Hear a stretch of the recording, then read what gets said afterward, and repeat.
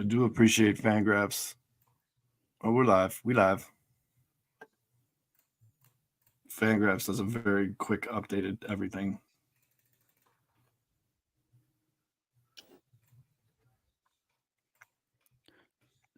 I'm going to not insult Drew because I know Drew's in the chat right now and he has wonderful ideas and he's a lovely human. Oh, we're on. We're live again. Oh, shit. I didn't know that. What were you going to say, Kevin? What? Go ahead. Oh, you missed it last week, guy. Yeah. All right. Are you guys ready? Senior Sox. Ready? Winner. Senior Sox. Well, I'll do you next. Did you tweet it out? Yeah. Oh, we've been. Oh, I'm so happy Aldo's back. I don't have to tweet it out. Yes. All right.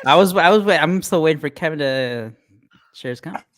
No. All right. Ready? We've been 3, live for like 2 minutes. 2, 1.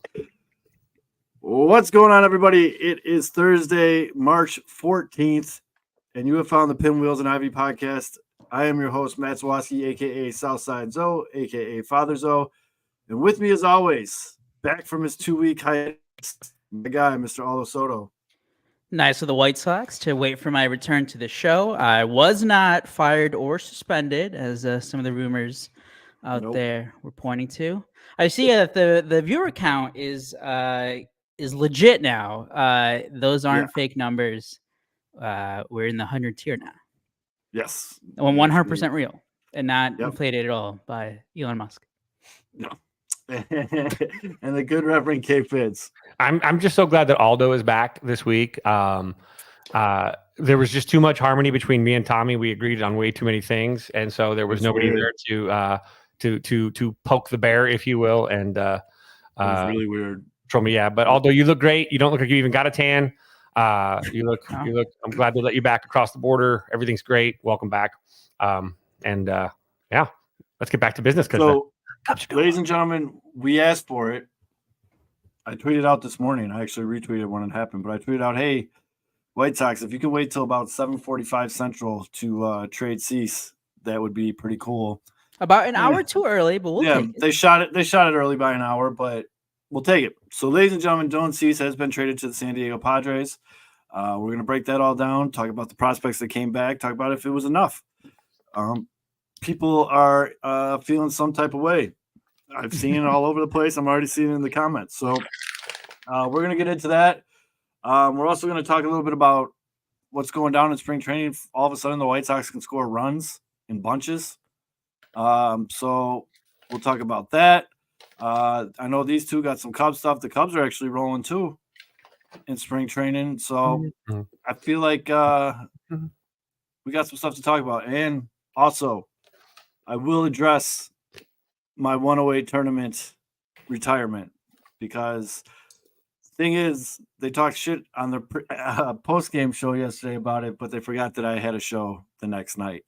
So I can't read it, Fids. Can't read it. Send help. Oh, there you go. All that and a lot more. Let's just get into this shit. Let's tap this keg. We didn't play the music this week. So Dylan Cease, ladies and gentlemen, it's official. We all knew it was coming. It wasn't a if anymore, it was a when. And then as soon as some of these bigger name pitchers across Major League Baseball kept going down with injuries, as it usually happens towards the end of spring training, as the kids from The Wire would say, the price of the brick went up. And all of a sudden, Getz was back at the table negotiating terms. And we were told that was weird. We were told that it was the Yankees, the Padres, and I believe the Orioles were the three finalists. Rangers. I'm sorry. The Rangers. No. There's one other team. Did you say it? I kind of zoned out. The Giants. I didn't say the Giants just keep throwing their name out there, and they're like, guys, we tried. And every single time they lose. It's one of the fan bases that I actually do not envy as a White Sox fan, which is a very bold thing to say. But so it happened. All right. The trade is done. it's over. So let's talk about these guys. So they got one guy who I can pronounce his name, and one guy I can't, and then two other guys that I definitely can. So we'll go off that. But although I might need your help with the one guy's name. So the White Sox got first and foremost the crown jewel, if you will, in this deal, ranking wise, is Drew Thorpe. Drew is a right-handed pitcher. He was number 50. He is number 58 in the 2024 Top 100 in Baseball America. He was the Padres' number 5 overall prospect. Should we go individually, like breakdowns on these guys, or should we just say them all and then we'll go back? We'll go back. Say them all and then we'll go back. Yeah, we'll say them all. And shout out to our boy Johnny. He got his quick pole dance, quick shot. Hopefully at the same time, he's back. Then we also got Yario. How do you say that name? Although I'm gonna need Jaria. I mean, that's as good Yeah. as I think we're gonna get right now. Work through it, Zoe. Work through it, Zoe. Come on. No, that's good. That's good. Unless it's Hario. How do you say it? Man. I'm not gonna work here. Iriarte? Let's see here. Let me go. Iriarte? Yeah, that sounds good. Iriarte? Just call him the Big J. A Latino background here. Big J. Okay. And then Yairo. so, Yairo? Iriarte? Yairo? Did he come with tzatziki sauce? Or, Yairo? as they call him in Iowa. Jairo. Call him in Iowa. Gyro Iriarte. So he was the Padres' number 8 prospect overall. He was not in the top 100. AAA pitcher, another right-handed pitcher. And then for some fucking reason, they released that the Sox were getting right-handed pitcher Steven Wilson. Steven's 29 years old. He missed games last year with a hip flexor. Pencil him in as a potential major league bullpen piece. Okay, like I'm seeing some highly paid analysts say like he's an instant boost to their bullpen. I don't know about all that, but we'll go there. And then just when we all lost all hope because we thought it was done, they announced one more piece of the puzzle. They got the number 7 overall team prospect, Samuel Zavala, not Sebi, no relation. Samuel Zavala. This kid's good, folks. This is a rare White Sox win. He's young. He is currently 19 years old. He bats lefty, throws lefty. He can move. He's playing center field down in the minors, but he can easily slot him into right field if need be. He's got a pretty good eye, pretty good arm. He gets on base, man. In what I say, 400 plate appearances. He had a 135 WRC plus. That's pretty solid. So no, you definitely, and I agree with you, Stoop, in the comments, and I want to get to that too. When you're dealing with trades like this, there is no way in hell you can look at this trade on paper right now, half hour after it happened, but like Sox won that deal. Padres fleeced them. Can't do that. Cannot do that. We're talking about fucking 19-year-olds.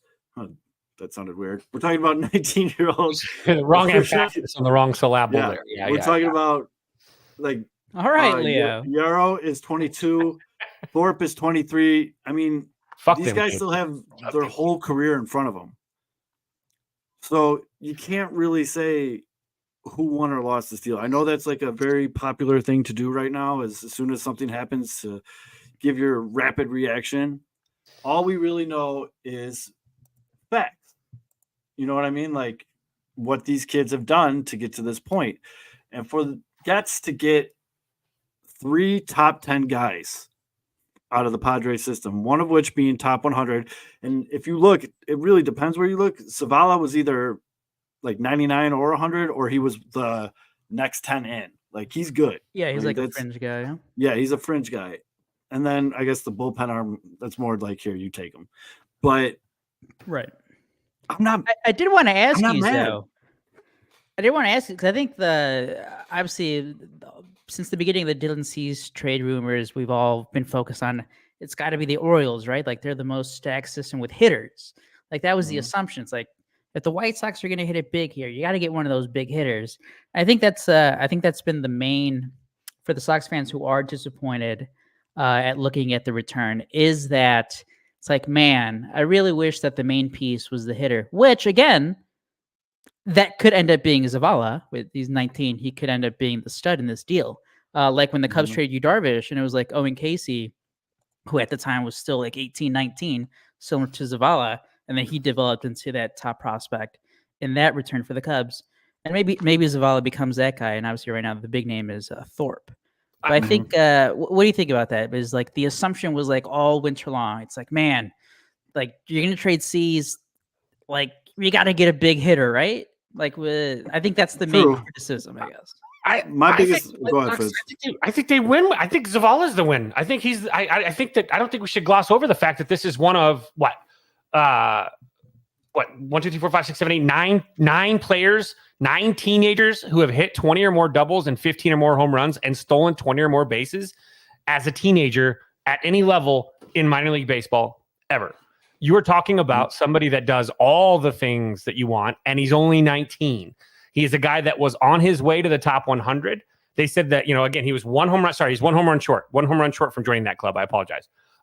He is a guy that has, again, I mean, you could look at the company he's with: Andrew McCutchen, Colby Rasmus, Nick Franklin, Christian Yelich, Bryce Harper, Addison Russell, Ron Acuna, Fernando Tatis, Khalil Lee, Carson Williams, Jason Dominguez, Ariel Amador. These are all the only players that have ever done that. Not to mention the fact that he had 86 walks. He's good at a 19.1% walk rate, which is only 2 behind Mariners prospect Harry Ford. You got a guy that does all this and takes walks? Are you kidding me? This is That's a guy Zavala, right? This is Zavala's numbers. Mm-hmm. This is going to be those WRC pluses. Can you imagine Cease traded for another prospect that a team undervalued that turns into a superstar like Eloy in those WRC pluses got me feeling a certain type of way. That's what I'm talking about there, boys. Does the strikeout rate concern you at all? Yes. And if you read his bio, I mean, the walk rate, he does get on base. He gets on base. His on base percentage is fairly decent. You can work on strikeout. Yep. You can work on seeing pitches. You can work on that stuff. A lot of the natural tools you can't teach, he possesses. Guy that young taking that many walks. He was the guy, though. The way that they announced this trade out on social media, like we're all sitting here like there's got to be more. There's got to be more. There's got to be more. There's got to be more.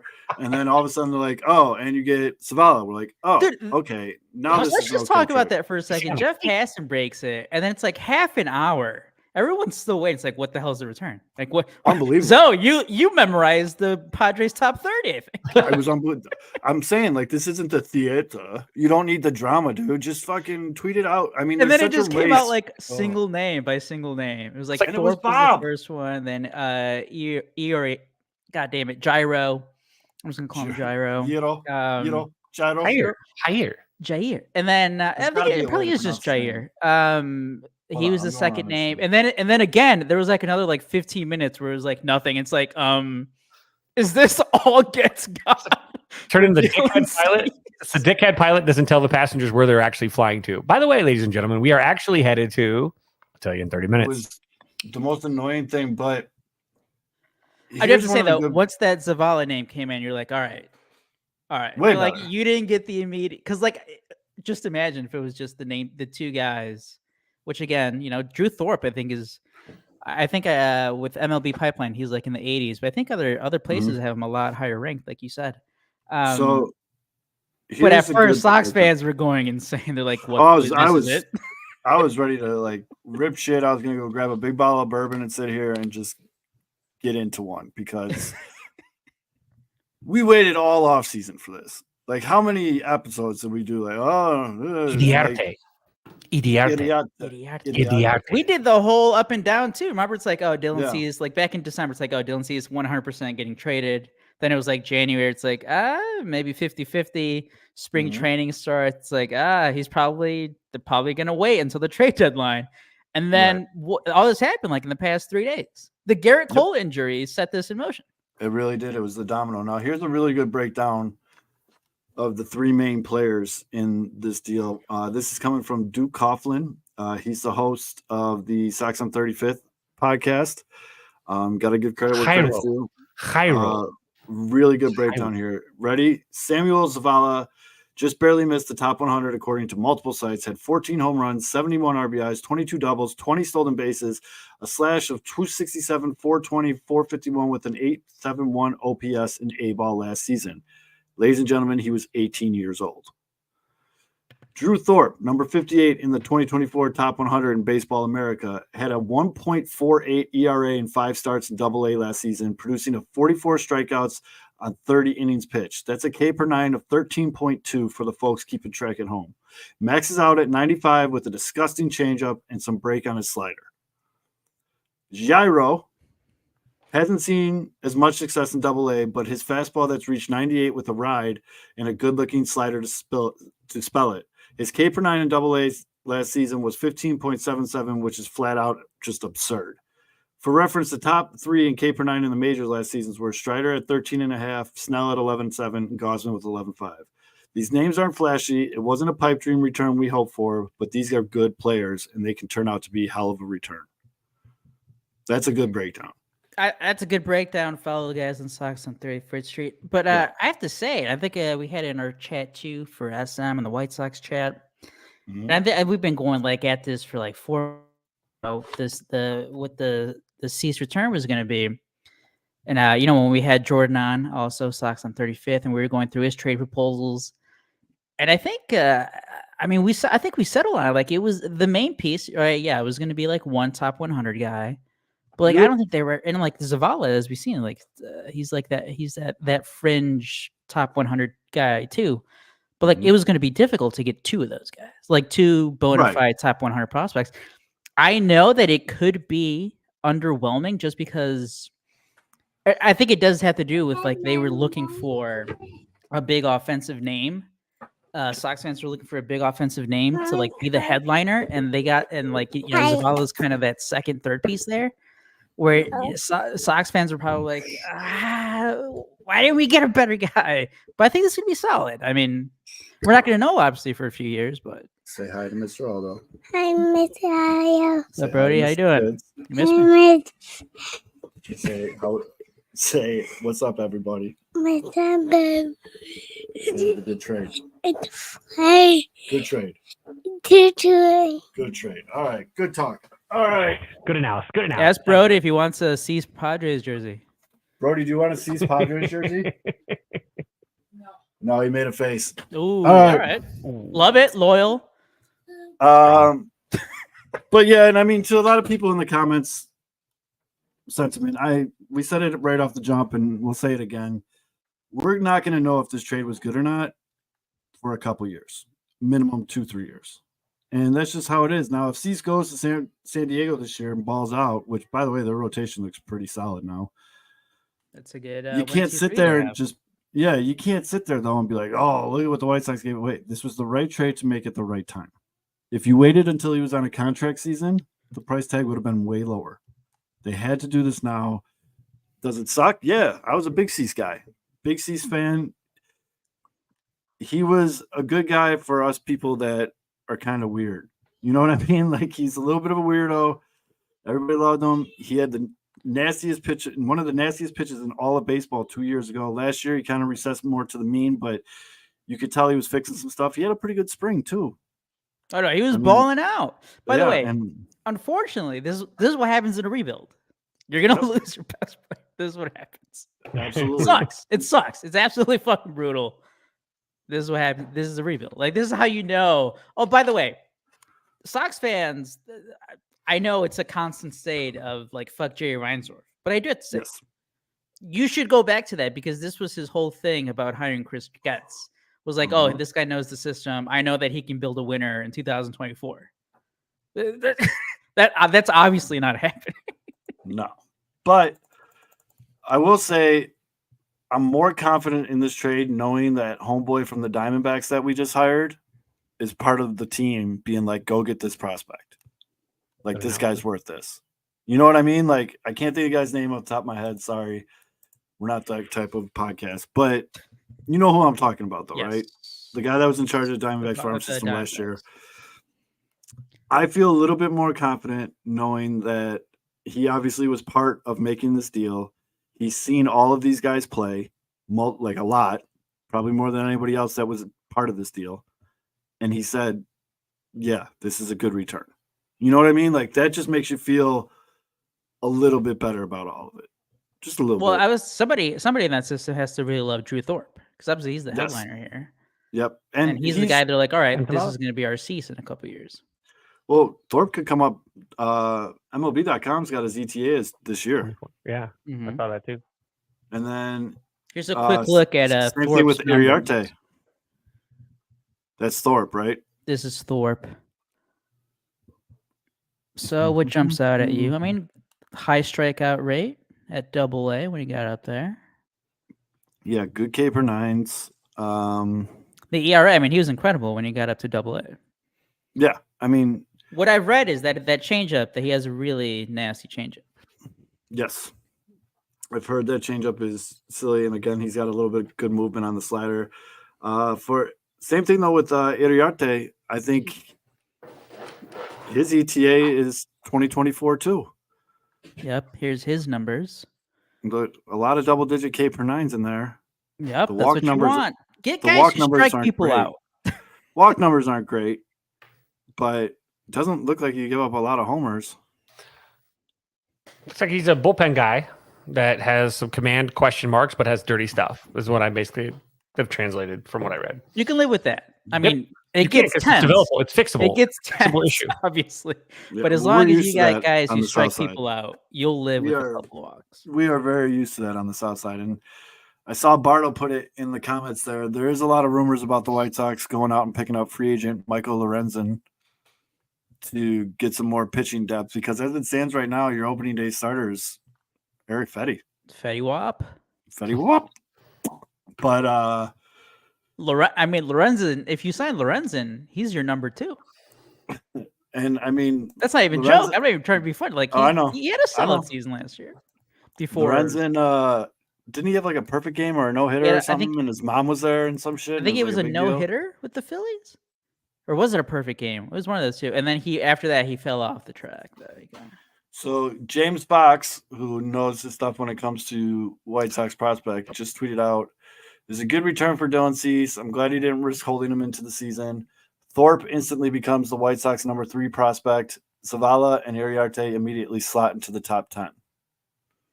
Yep. I mean, and as we've said on the show a bunch of times too, competition creates better players. And so if they're filling their farm up with a lot of good players, other guys are going to have to step the game up or enjoy the Applebee's in Birmingham. Because I do have to that's where you're say, staying. looking at the moves and even going back, I don't know how much influence Chris Getz had on the trades at the last trade deadline in the summer. But if you're looking at like the big pieces and these trades, it's been pitching, starting pitching. Which, hey, if you're a big proponent of pitching wins championships, well, it looks like the Sox are trying to get as many young starting pitchers in their system as they can. Yep. I mean, we're seeing a couple of those guys who look pretty damn good during spring training right now. Mm-hmm. So the get Trevor Bauer comment's already been made now. Bauer has signed on with a traveling Japanese team that you have to pay to play for. It's like adult club ball. It's a cool ball. It's a club team. He pitched against the Dodgers D team and struck out a bunch of dudes. Awesome. To me, the juice is not worth the squeeze yet. Think because of there's gonna all be the one think of hell all of a the squeeze. other MLB players who have also gotten into shit, bad guys, and how many times they've gotten second chance. It just goes to show you how much the entire league, or it just goes to show you how bad of a guy Trevor Bauer is, that no one is even offering him anything.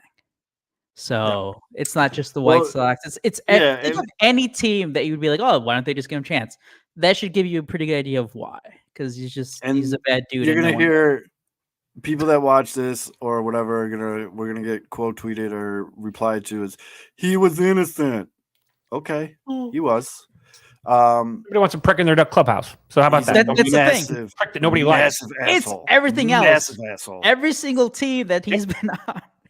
Nobody likes him. So he's an asshole that nobody wants That's why to hang he's out not with. on the team. And then right you're And gonna unless you get hide in the bullpen, they're fucked anyway. So nobody wants to pay him the money. So fuck off. so Guess so what? to that Being an asshole response, doesn't pay off. to that response, we're gonna get there's former teammates sticking up for him because two guys like you. Yeah. I And those don't- two pieces are pieces of shit too. just like I've said with Puig, there's a reason why an MLB team has not signed him yet. The By the Dodgers. way, it was Jesse Barfield, the Diamondbacks guy who came over. for Thank you, the, Maddie. Oh, Jesse front office Barfield. response. But so Chris Clegg from RotoWorks, who was the 2023 MLB Writer of the Year, just released his brand new top 10 White Sox farm ranking. Colson Montgomery, Drew Thorpe, Brian Ramos, Noah Schultz, Iriarte, Nastrini, Quiro, Zavala, Gonzalez, and then Peyton Pellett. So that's pretty much a whole new top 10. Interesting too that he put Thorpe and Ramos over Schultz. Whoop. Oh, actually, someone said that in the comments, and he said, "I just want to see Schultz prove health and throw consistent starter innings. The upside is elite and much higher. Thorpe's floor pushes him over Iriarte, but again, I like the upside there if he continues to perform at a higher level." I like to read things from people that know things, and when you win Writer of the Year, you kind of, and I mean, it's the IBWAA Writer of the Year, not just like me and my friends called him Writer of the Year, but Z W yeah, but I mean, O Y. that's positive. And again, I'll say it for the fourth fucking time because I'll just keep saying it. We don't know how this trade plays out for 2-3 years. I've, You never know. Nobody wins a trade till after like you've seen everything play out. If they all four dudes produce nothing at the major league level, it was a bad trade. But you can't get. You got a 19-year-old dude that's got team control. I mean, it's going to be a 5. I mean, that one kid pans out. Zavala pans out. You've won the trade because you got a guy that you weren't going to be able to pay and keep, and you got a player that was really inexpensive that developed into a quality major leaguer. I mean, if you get a starter out of these, it works. The Cubs with their big trade with the Padres for a guy that was literally like one of the Cy Young contenders too. Yu Darvish, it's Owen Casey. That's it right now. That's really it. And there was like 6 dudes that came out of that trade or whatever it was, all teenagers. Or was that who it was for? I thought it yeah, was like 6. Jason, Santana, Mena, Hernandez. No, Hernandez was signed, wasn't he? I keep thinking I always lump Christian Hernandez. Reginald Preciado. Yep. Well, So I gotta. you can't At the time, Preciado was supposed to be the big name prospect. I think he was like a fringe 100, top 100 guy, but ended up being Owen Casey. Yep. By the way, Yeah, so I know the game wasn't broadcast on Ninja. TV, but in the back here, because the trade rumor started popping up obviously after the Cole news, the injury news, and I think it was Tuesday morning or late Monday night or Tuesday night. The stories started coming out, these different offers, what the Sox were asking for. Rosenthal was writing about it. Heyman was out there. Nightingale too. Everybody obviously knows the Cease talks picked up. Were you surprised that Dylan Cease still started last night? No, because I don't think anything was really official. And But they were limit him. obviously talking. I If it's know. the regular season, there's no way he starts. Right? Right. Oh, that's very true. I guess I didn't really put any They were thought into obviously it. talking. Names were exchanged. Well, We the funny knew thing what they was- wanted from the Rangers. We knew the Padres were in. We knew that the Yankees called them again. I was a little surprised and obviously, hey, Dylan Cease has a great track record health-wise. He hasn't missed a start since he's made his debut, I don't think. So, you feel kind of comfortable, but I still thought, I was like, oh man, Yeah, I guess it that is can a little happen on iffy. any pitch. That's a little iffy, yes. And it was weird too because somebody asked Pedro. Pedro, hey, do you still think he's your opening day starter? And he's like, I don't know what to think. I'm not in on these decisions. It's all right, he totally knew at that point, Yeah. someone's getting traded. But here, I want to show this I keep picture. thinking this, by the way. Rewind it. Would it be 2 years ago all the optimism going into spring training and the regular season, where it was Dylan Cease and Lucas Giolito 2 years ago. Like, God, both of them are going to contend for the Cy Young, and how things have just kind of gone in such a different direction. And I feel bad for you guys as Sox fans, because that's just you. I mean, all that buildup and just it turned out to be you got catfished. It's a perfect microcosm to like how fragile this game can be, and how like the people that make it, and it's a great way. But here I want to read this off. Assuming the White Sox are done trading, Chris Getz have turned Aaron Bummer, Santos, Christian Mena, Matthew Thompson, and Dylan Cease into Michael Soroka, Derek Schuster, Nicky Lopez, Brendan Shoemake, Riley Goins, Max Stassi, Prelander Biara, Zach DeRoche, 68th overall pick, Dom Fletcher, Bailey Horn, Drew Thorpe, Samuel Zavala, Irarte, Stephen Wilson. That's actually not too bad. I mean, a lot of guys. That's a lot of players, but it's a lot of names. That's a lot of names. Yeah, that's just a lot. I mean, that's like an attendance roll in a high school English class, but it doesn't mean that there are a bunch of all-stars in there. But no, I want you to pronounce every name on this list real quick. I want you to go down again. I know, but I want you to go first and last names. Actually, there's not that many difficult names on there. Actually, Jair is the hard one. Really. But, so a lot of these guys are young. Riley. A lot of these guys, well, like Soroka's okay, he better be good. Nicky Lopez is whatever. Shoemake had a pretty good spring. Stassi's old. Prelander's hurt already. Thorpe, Zavala, Irarte, we already talked about. Fletcher, meh. Bailey Horn, okay. DeRoche. But I guess more I'm happy that he was able to get more than garbage. I know that's not saying much, but you know what I mean? Like, it's a numbers game. You throw out enough lawn darts, right, you're going to hit somebody in the leg. I mean, it's the law of averages. If the more names you put in the system, the better chance you have of somebody panning out. And I think Kevin, you're just flooding your own market, and so it's a good strategy. It's just it doesn't move the needle a ton right now, but as they continue to do this, and like Sox fans know from 2016, 2017, those trades, and Cubs fans know it from this last rebuild after 2020.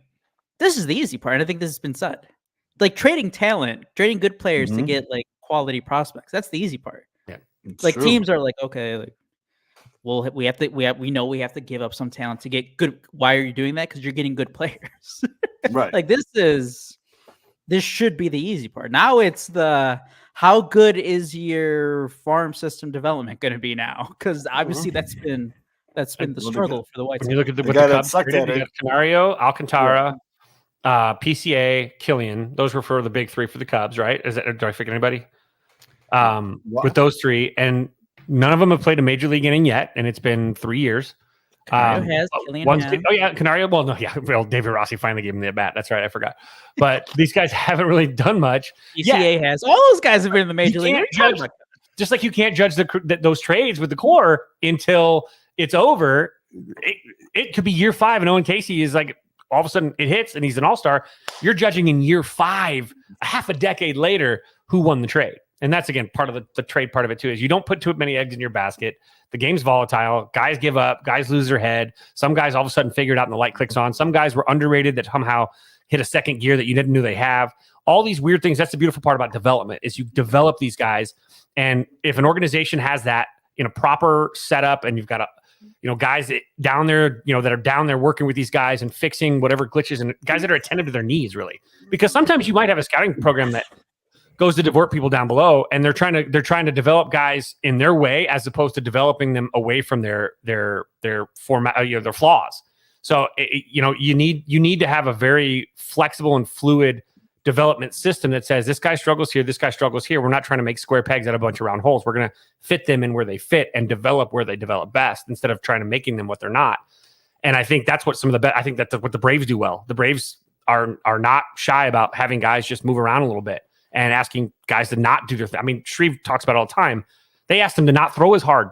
They asked him to not throw as hard to locate. So he was actually handcuffing himself with their system to try and figure this out. And then once he was able to come back and throw like full 100 boat, he was like, whoa, I can actually do this. But it's like basically playing basketball with like ankle weights. So I want to address this comment because I've already seen a couple people tweet this out. And, so Nick on Facebook said, why keep Robert at this point? He isn't going to be around for the turnaround. Well, you keep Robert at this point because you have him signed through 2027 for 12.5 this year, 15 next year, 20 and 26, 20 and 27. That's a fucking steal. That's your only exclamation point, too. For That's a your guy only like Robert. guaranteed exclamation point. Him and Eloy are the only two that you know are there. Well, you don't trade those guys at this point because you still, you got to sell tickets. Let's be honest. I don't know about Eloy that much. Well, we'll see this Eloy's year. had I a think good spring. I said it. I said it. You weren't here, maybe. Although I'm telling you right now, Eloy. If you could bet the over on everything Eloy this year, do it. Eloy's going to have that year this year. Before spring training, he just has to stay healthy. Well, he's going to stay healthy this year. He's sooner or later. Saquon Barkley did it finally. And look what happened. Then he got hurt again the next year. But yeah, he got hurt. Yeah, that was 1 year. That's next year. That's 24. That's the 25 story. Well, I mean, we all know you're keeping Luis Eloy's Robert gotta be Jr. right healthy. now because you at least hope that by 2026, right? Yeah. That at least you get a couple seasons where you're still Right. you're hopefully to a level where you're competing and you still have like an arguably MVP caliber bat. One of the most team-friendly deals in the league right now, because that was one thing that Han was very good at, was getting these talented young guys to sign on the dotted line. He Scottie Pippen them. Mm-hmm. I don't think they got he Atlanta braved Luis Robert. Like, he Atlanta braved Luis Robert. I don't know. I mean, again, we talked about Zavala, man. He's in good company. I mean, if you want to see a guy on Facebook, you got a guy that's in the same company as Bryce Harper and Acuna. That's cool. I mean, I guess that's a fleece. I just really don't think on the day that this happens, like right now, you can look back at this and being like, yeah.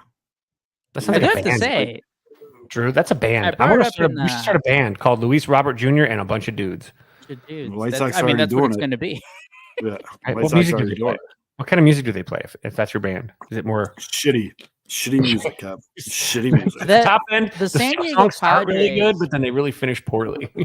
The San Diego Padres for a few years now, ever since they got Manny Machado in free agency and the Tatis trade, they've had like a top ranked or like one of the best farm systems, and like they've been trading a lot from that farm system. And I mentioned in the Sox chat how the Blake Snell trade, when they did that, it seemed like they gave up a couple really good pieces there. But when you look back at it, I don't know if they're kind of becoming the Rays, where they're trading prospects and a lot of those guys aren't really developing into anything on other teams. So I get that's why it's no matter what. If this was it's a risk. If you think like, oh man, Drew Thorpe is the real deal, he's going to be a stud in the rotation, or you think the other way, like, oh wow, Drew Thorpe, that's the headliner.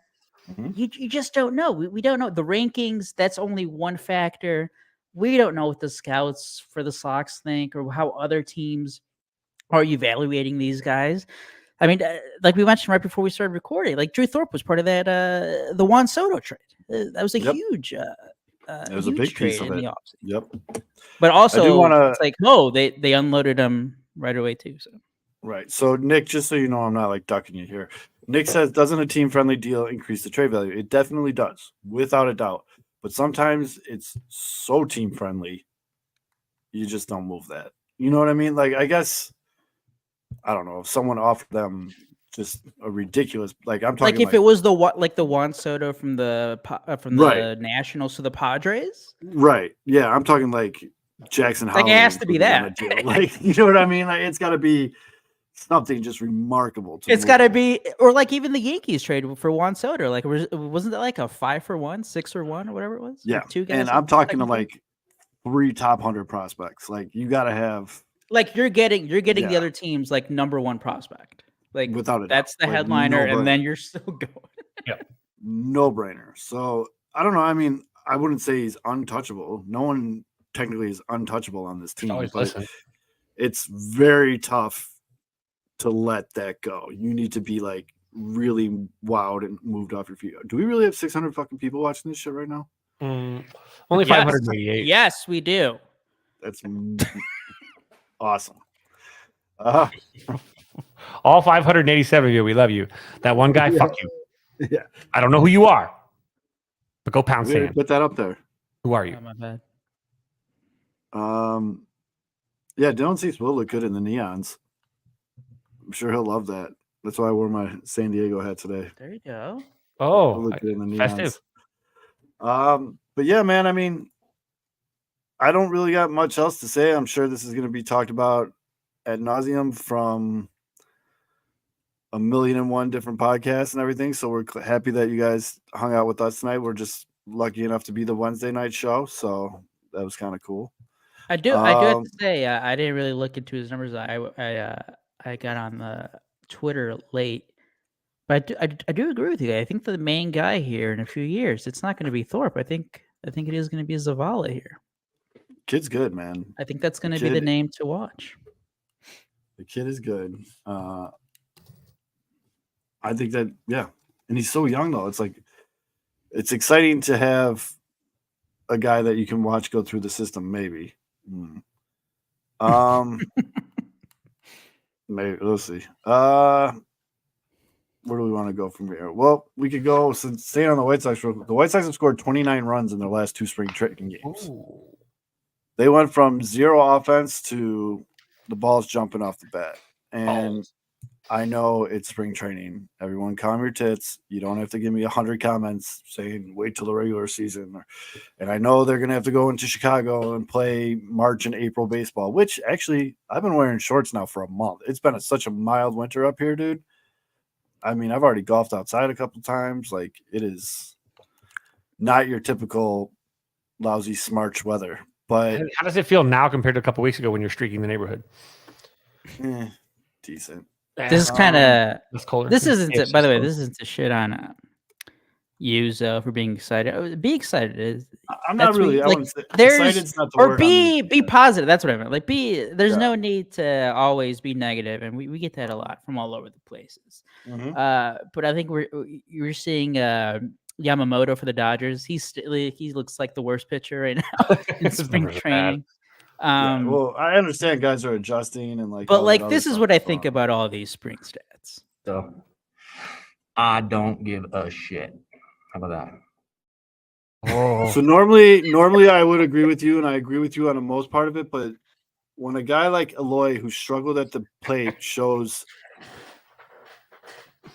noticeable changes with his plate approach and his swing, which we've broken down, go back and watch that episode, and then you notice that change seems to be working, where he's hitting at a 432 clip. That's something that you can be positive about. I Now, feel am I like he gonna- was. Weren't we talking about Eloy changes last year too? Yeah, and he changed it again. But like he had a really great spring training last year too. He was playing well until he fucking got himself hurt. That's the thing that for me that's Yep. why I'm saying like the stats like cool, but like we know what the key thing for Eloy is: stay on the field, don't strain Yep. your hamstrings, stretch in pregames. We Just know do what the something. deal is with Right. Eloy. So hopefully, well, and then of course all the reports that are coming out right now are Eloy hit 433 last spring, yeah. and then He's he was at bad because he 432. got hurt. So it's stay healthy, but I will say I'm happily watching this new adjustments to his swing panning out. I have to ask you, though. Well, actually, let's get back to the Cease a little bit with the Cease trade. Cease is traded now; he's done. We don't have to go with like, oh, how good can the team be? The rotation is going to be. I mean, it's not going to be good. No, it's guys. We're throwing guys out there, man. You're We're throwing we're guys. Some of them. central. Hey, some. I still. I'm with you. I think some guys are going to be good. It's a guy I central, especially man. like some of the young guys. Yeah. We're Eloy's talking gonna about like some of dudes. these. Yohan Moncada, like these guys are going to get traded right in July. Talking about ball Most speed. likely, yes, because I think Moncada is going to have his Oh, that's fucked up. 60 his now. contract season, and they'll probably trade him at the deadline. Yohan Moncada to the Blue Jays. That's my prediction. So I think they still need Interesting. third baseman. Yeah, now that Chapman left. Yep. Interesting, very very interesting. I could see it. I could definitely see him getting traded though. There's no way he has like this crazy year and they're like, you know what? We're Yeah, just because gonna then they hold on have to to him. pick up his option. It's like, okay. Yeah. Oh, by the way, quick Um, question on Michael Lorenzen. Do you want Yes. the Sox to sign him and he's locked in starter? He's going to get 30 plus starts, or would you rather, hey, let's give one of the young guys a chance? He wasn't great last year. He's young though, isn't he? Like relatively. No, he's like 31, 30. Well, Oh shit. in our In age, baseball- he's in very baseball, young. yeah, that's- Speaking as a To me, though, 32-year-old, he's a young pup. he's the youngest actually. guy I He's a know. baby, little baby boy. Oh, I was gonna kill Brian Knights on the fucking 108 tournament. He did his like little victory speech and he kept saying, "Well, for an old man like me," I'm like, if you call yourself an old man one more time, I'm coming over to your house and giving you a fucking swirly." That's what I was telling you guys when when Joey Votto signed with the Blue Jays. He's 40. I'm like, guys, he's old as shit. I'm like, baseball. He's old in baseball years. Baseball. Hold on. I saw my guy Sam. I felt handsome was in the room. That's weird. My handsome meter didn't go off for this show, which is impossible because Zoe is right there. Damn straight, motherfucker. Here, Stu kid. That was from last Sunday. Giggity, giddy up. Now I don't swing that hard a lot. Only if it's cold enough. I felt the pain on that for a couple days. But by the way, Lorenzen, he had the no-hitter on August 9th. That was his second start after he got traded to the Phillies. I think he was like, 23 starts in. He had a 3.23 ERA. He just fell off after that. Look at the average. Don't look at the hard swing. Look at the average numbers, fellas. Look at the average. We're looking at a 121 average there. So that was, relax. Sorry, guys. We got into golf talk. All right. Big swinger. The driver is the new Callaway AI Smoke, which I highly if you got the means, I highly recommend it. What was I gonna say? Lorenzen kind of don't. I mean, to me, it's just another guy. It's just he was headline news for a couple days because he threw that sick no hitter or whatever with his mom in the crowd, but his overall stats last year are fucking cheeks. What are you talking about? 4.18 ERA? That would have been second best on the Sox. That's true. That's not saying much. That's tallest little person right there. He's better than Dylan Cease. Yeah. I would much rather they sign him than bring back the fucking smelly girlfriend beater. Clev? Yeah. By the way, another guy. Oh, why is no one signing him? Because he's a smelly fucking girlfriend beater. He spit on his kid. Yeah, I don't know. I'd be fine with it. I mean, who are the guys? I think I saw. I think he pitched after Cease on Tuesday night. It was Nastrini, right? Yeah, he's been having. He's been really good. Yeah, I mean, are these options all good? We don't know, but they're options. Because last year, did the White Sox have options? No. Davis Martin got fucking Tommy John, and it was like I was waiting by the phone. Nobody. Yeah, you were next up. Because it was just unbelievable. I mean, it was. Whew, that was bad. So I am catching up here because I did miss an entire week of spring training. Just did not really catch any of it. Is Garrett Crochet? Is he back? He back. Is he going to be in the rotation? It seems like it, or no? Am I wrong? He is throwing really well. I feel like they're hesitant to put him in the rotation for fear of injury because he had 2 last year. I think it'll be a very short trip for him. Like I'm talking like 3 or 4 really good bullpen appearances. Like basically think Chris Sale's first year. Chris Sale, yeah. He's going to do the Chris Sale. And he's going to have a couple really good bullpen. I mean, what's he doing here in spring training? Let's go to pitching. Well, besides the stats, his velocity is up again, right? Like he's that's throwing hard. But the biggest thing though, although, is he's spotting the fucking ball.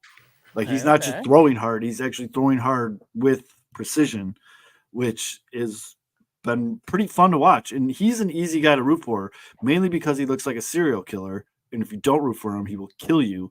But it's a good story. He's fought back from injuries. People love those kind of things. But yeah, I'm cool. And Paul the Dong is just fucking hitting bombs. So oh, spring training. I can't wait till you be over. Yeah, Dominic Fletcher, no 32 at bats, batting 156, 13 strikeouts. Garrett Crochet, 6 scoreless innings. No, he's been good, dude. Like he's been good, and that I guess kind of brings. But talking about the Dominic Fletcher, kind of brings me to who. Actually, I'll wait till Mitch gets here. I don't know if Mitch is coming tonight, but I want to talk about who you're picking to go on the bench for the White Sox. Okay. I can tell you right now. Fangraphs has their bench as Max Stassi, Gavin Sheets, Danny Mendick, and Kevin Pillar. Oh. So is Fletcher good? Is he the right fielder? They have Fletcher penciled in as the starting right fielder right now. Okay. How do you feel about that? I like the move when they got him. Like I was excited about what he's done. Great numbers. It looks like he's struggling a little bit here in spring training, but again, that doesn't mean too much. I like his fielding ability. I like the outfield of Benintendi, Robert, and Fletcher. You got some speed out there, and then Benintendi, but you got two guys that can run. I'm okay with that. I mean, there's who else are you going to put out there though? Kevin Pillar. How old is Kevin? Pillar's 35. He's still good though. He was still a great defensive player. He can't hit. These guys can't hit, but they can catch the ball. So we'll see. I mean, they have the White Sox projected lineup: Benintendi, Moncada, Robert, Eloy, Vaughn, Fletcher, DeDong, Lopez, Molinaro. You're gonna love Nicky Lopez. I can feel it. What's Nicky doing in spring training? Is he holding down? Is he holding it down? Nicky Lopez. Oh, I got to keep scrolling down to find you, Nicky. That's not good. 23 at bats. He's hitting 391. There you go. Oh. Let's go. Fall in love, Zoe. Fall in love. Fall in love with the What numbers. Come on. are you stressing? Well, we got 8 runs, 9 hits, 6 doubles. Hey, extra 2 base RBIs, machine. 5 walks, 5 strikeouts, 2 stolen bases. OPS? Not there yet, although I'm not smitten. Not yet? OPS. What if he gets the Nicky 400? Lopez 1.152. All-star. Give it to him now. MVP. Not The remaining. White Sox fleece the Royals. MVP. Are they gonna do any of those Nickelodeon broadcasts that was for baseball this great. year? They did it for hockey now too. That's pretty good too. The hockey one was pretty dope. I'd like to see that. Sorry, I don't think there's enough Is Soroka action. locked in? Rotation spot? I believe so. Yes, according to everything that I've seen, yes, he's locked in. Okay. How's What he are doing? the main bench questions? You So- said Gavin Sheets? I don't like that. Neither do I, but I'm just going off of Fangraphs. Nice. Well, Mike Moustakis, thanks for coming out. Disappointing the Moose. Just I mean, I get why you put Pillar on there. You can make an argument mainly because of speed for Brandon Shoemake. Shortstop. I You know can play nothing anywhere in the about infield. I know you don't. No one does. His mama don't even know his stats. He had 25 at bats right now, 6 hits, 1 double, 1 triple. Kid's got wheels, basically. He'd be your runner. He's got 4 stolen bases in spring It training. sounds like he's your new Adam Engel. Yeah, he's batting 259. So yeah, that's pretty much fucking Adam Engel with an OPS. Oh, but of he's an 619. infielder, so he would be your backup infielder. Yeah, he would be like your new Lurie. Okay. Who could run? Yeah. I mean, hey, Larry wasn't too bad. well, Speed I'm wise. trying to think of who else you would have. I mean, you got to put Pillar on there. The thing, people automatically penciling in Danny Mendick is wild to me. Danny Mendick had a pretty serious fucking injury. He's coming back from a serious injury. He is batting 4 for 24 in spring training. It's not bad. What was With that? Like 166? 167? 167 with 9 strikeouts to 1 walk. Oh, I get the sentimental part about Danny Mendick. He seems like a great dude. He's a fucking great golfer, by the way. And that's cool and everything, but no. They brought him back for a reason, though. So he has to be a gets guy. Promises were made. Did you know that number 8 on the White Sox roster has 16 hits and 8 doubles and 1 home run and 11 RBI? Who the fuck's number 8? What did you say? Mark Number Payton and 8. Kevin Pillar are both wearing number 8, so they've combined. Ooh. Payton's actually pretty good so far. Brett Phillips, thanks for coming out. Ooh. Elko's your power guy. Yeah, but he's not You going to need- make it. No, he's definitely not gonna make it. I mean, you They can't already be a power optioned guy. him. Yeah, there he's gone. I'm just trying to think. Like Oscar Colas, thanks for coming out. Chucky Robinson. That love was the a fun name. couple days at first base for a good old Oscar. Well, you were gone, and I was saying like this is the White Sox like throwing him a lifeline. Like I listened back to some of that. I think we're- thinking about it now, they're like Oscar. I guess we have to get you some at bats. we're gonna get you. some We're giving at-bats, Andrew dude. Vaughn a day off. go. Do what you want to do with it. Like maybe. I mean, It's like Oscar, you know. want to play today? It's like yes. It's like all right, just go out to all right, first base. just go there and don't suck. They put Sosa down today. They didn't put him down. They sent him down today. Bad boy. As an Old Achilles Yeller. injury. Straight up old Yeller. They sent Sosa down today. He was 4 for 13 with a 938 OPS. He's going to be a guy you see this year. Ramos is a guy you're going to see this year. He hit 250. He was 3 for 12. Corey Lee was 2 for 10. Corey Lee he hit the ball a lot better in spring training than I've ever seen Corey Lee fucking hit the ball. Who is Jim McDonald? Who? Ooh. Ooh. What is Jim McDonald? Who? Yeah. I What? want up you. Where is What is a Jim McDonald? Why is Jim McDonald? Yeah, nothing. Sorry. Old something- McDonald. did I miss Is he a something? hitter? David, can you elaborate on Jim McDonald? Jimmy Mack, man. Come on. Yeah, Jimmy Mack. Jimmy Mack. What's it? I'm What's the so schools curious now. David, you have piqued my interest. Unless Separate you like schools. tag someone. Did you just tag someone in the Facebook comments? I hope so. Oh, I it could think you be. did. I think you did. There's a James McDonald. There's a Cubs pitcher, James McDonald. Yeah. I think you just tagged somebody. Well, you threw us for a loop. Well, David, we're- thanks we're on for the search for watching Jim and McDonald. listening. And for Jim. Tell Yep. Jimmy Mack what up. What up? Yeah, the White Sox official account just tweeted out the trade, so it's officially official. Go through the comments. What do we got? No, I'm not doing that. I don't want to. I have a fucking migraine. Oh, Kobe White just got hurt. That's awesome. Ooh. Oh, here we go. That We got a new move. They DFA'd Peyton Burdick. Mm. The Sox did to make room on the 40-man roster. Do you know who What that was is? Peyton? Peyton Burdick? Of course, I know Peyton Burdick. legend He was hideous. Peyton Burdick was 1 for 14 in spring training, batting .071.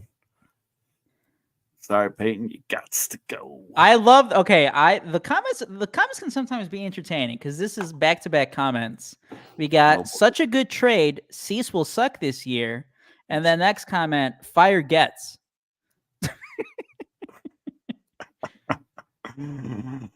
We got sell the team.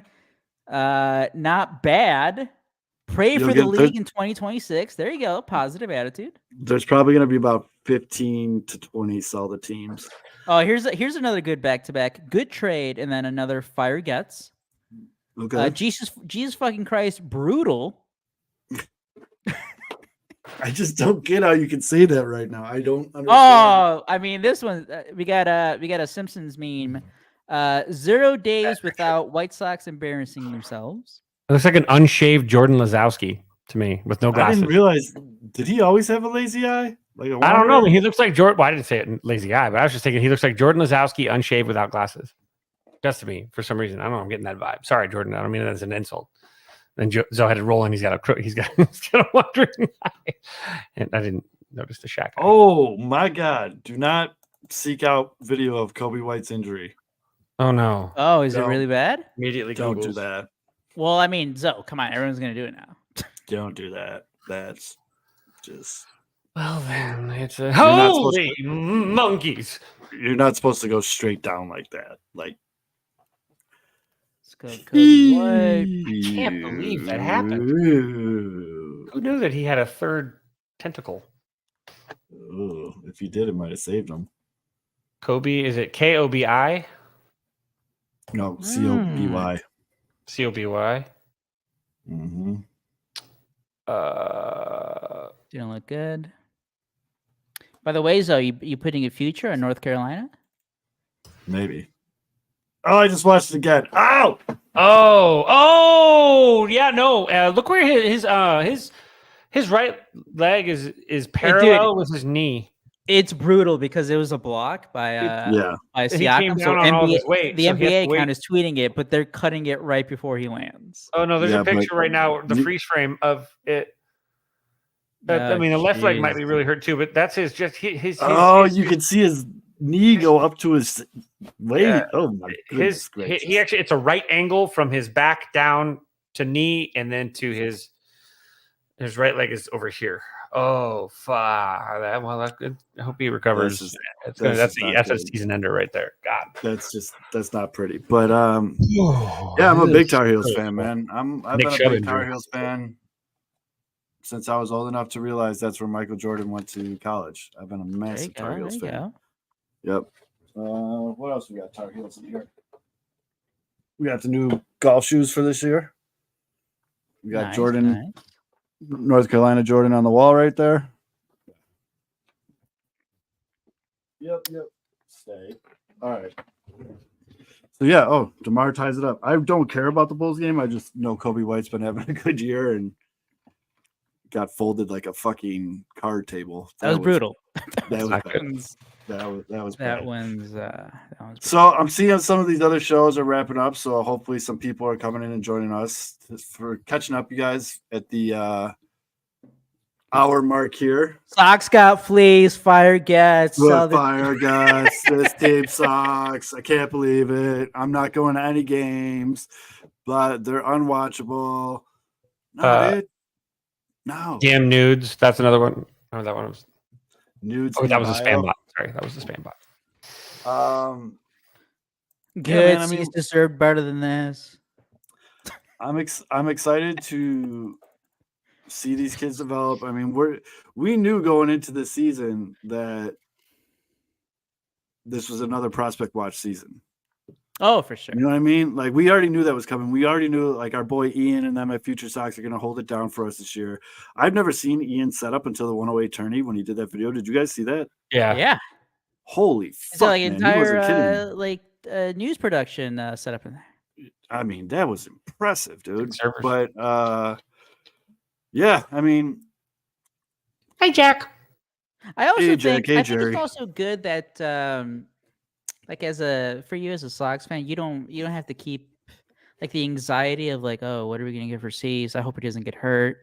Oh, if he has a bad start, oh, is that gonna bring his trade value down?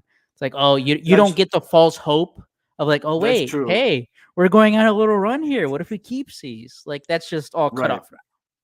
That's true. Now we could just do it with Moncada. But right.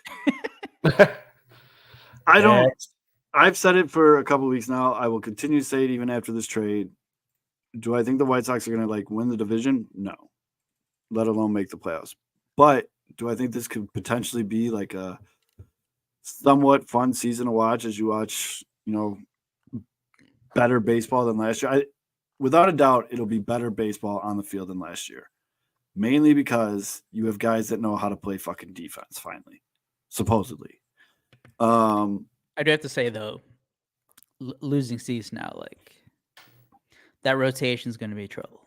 It's going to be rough. I guess that's the reason why Getz wanted to bolster up the defense out there, because he knew he was going to have no one fucking throwing. But like, guys, who can field, like, just back-to-back 100-mile-per-hour screamers at your face? Right. But, I mean, I don't know. I get, and I want to be very clear about this, I get why some people are mad at this team. Some people are fed up. Some people are frustrated. Some people, whatever you want to be. I mean, who the fuck am I to tell you what to feel? But I'm going into this not optimistic that they're like win the division or anything like that. I'm optimistic that it'll be a better brand of baseball than what it has been the last couple of years. I think that's fair to say. And I mean, I thi- like I've said it before, I'm a fan of this team, man. I'm gonna go into the opening day every year like this. I think you said it. I mean, again, we're not fooling ourselves here. We know they're not going to be a No. good team, but like you said, I don't think there's going to be as many like 10-2 losses. Like it's going to be like 6-2. You know, like you're Right. not going to be hopefully right. Yeah. Because like you're not going Senor, to you have forgot 3 all- errors. You're not going to have a dropped ball from the outfield, or you're not going to have guys hitting off or not hitting the cutoff man. You know, stuff like that. Hopefully. Yeah, that's the biggest thing. You're not going to have leg off or ground balls. You're not going to hit exactly. Although, and yeah, Senor, Like- you forgot the one in front of the 5-6 there. You're gonna be pissed off because they're gonna be losing, but you're not gonna be pissed off because of how they're losing. That's a good way to put it. I think that's how I'm riding into this year. And I mean, at the end of the day, it's fucking baseball, man. I'm going to enjoy it either way. But I'm not mad with this move by Getz. I'm not mad about it. I think it was the right time to trade him.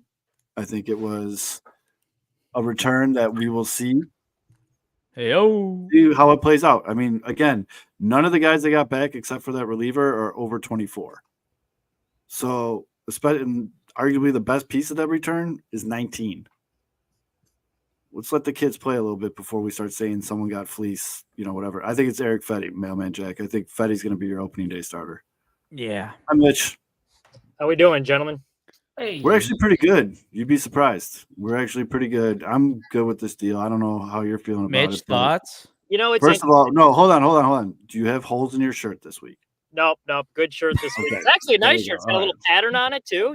Thought Oh, we'd look class at you it up. coming up in the world. That's right. All right, but all right. Bad reports by looking at it. All right, Mitch, lay it on us, man. What do you Before I think? get the return stuff, because I think that's a little bit of a mixed bag. This trade really got me thinking. One of my favorite days ever as a White Sox fan was back in like 2019. Me and my brother were looking at the schedule. We're both still like about to go off to college, or I was in college. He was about to go off or whatever. And we're like looking, we're like, all right, we want to have like a day we want to like hang out. So we picked this doubleheader in early July. Sure enough, turned out to be Dylan Cease's debut. And I think that was my favorite day as a White Sox fan because Dylan Cease had a solid debut. It was really electric. Everyone's going around the bullpen, all excited to see him. Then the second game of that doubleheader, Yoan Moncada hit 2 home runs, one of which was a extra inning home run to tie things up. And you really felt the future of the White Sox there was like, all right, like you can see the vision in place. So like kind of looking back today, especially writing up the breaking news, it's like going over the last 5 years, it's like, man, that was not how we wanted this to end. And he was kind of like the last big piece of all those like good prospects. I know you still got Moncada around there, but like that was, I don't know. So like that kind of hit me. It's like, man, it really is. If last year didn't sink in, it really is the end of the era there. Now, as far as the trade return, initially it was a little disappointing because you're kind of waiting on the news. You get like, okay, Padres have a good farm system, 5 guys in the top 100. How many do we get? And we know Getz, all these reports have been, he has a high asking price. He's not going to budge. Other teams weren't able to get deals done because of that. So you're thinking like you have pretty high expectations. So initially it was a little disappointing to see only one top 100 guy. Wasn't even their top pitching prospect, number 85 overall. But I do think that Zavala is really interesting. Like the fact that he hit 14 home runs in the minors last year at 19 years old, and he hit pretty well in Double-A for his age, that's encouraging. I understand what they were doing, adding a reliever. Like the bullpen's pretty thin. You have some injuries. And that guy, his first 2 years in the big leagues, he's had 50-plus innings. And the numbers have been like solid enough. Like I know that's not a foundational piece, but so I do like the fact we got a top 100 guy. I think Zavala's got potential. I understand what they're doing with the reliever. I would have liked one more guy maybe. Right now, my grade is kind of like a C+. Jury's still out. I understand what they're doing. I think they got some pieces in return. But considering all the hype about, hey, we have a high asking price, we're not budging off of it. It looked like he was due for a big year because you could tell he was motivated in the spring. You could also tell from his comments he didn't really want to be in Chicago much longer. But I wouldn't have minded them holding on to him a little bit and trying to boost that value a little bit because I would have liked one more top 100 guy maybe. But I'm not that upset. I think you got some talent there, and I'm very intrigued to see what that Zavala does because we need some more outfielders. So Right, and you get to wear your Zavala jersey. there we go. Yeah, now I got another Zavala to root for, so that was encouraged. Yeah, I mean 3 top 10s, 1 top 100, and then a throw-in reliever. And it should be mentioned too, Zavala is their number 7 overall prospect. That was a loaded farm system. So number 7 in their farm system is a lot better than means more than number 7 in a lot of these other farm systems too. We went over it he is now currently, according to some of the people that do this for a living, they put where do they put him at? They put him at number 8 in the White Sox farm system. Because now he goes Montgomery, Thorpe, Ramos, Schultz, Uriarte, Nastrini, Quero, Zavala, Gonzalez, Paulette. That Uriarte too kind of throws gas. Like he hits 98. Yep.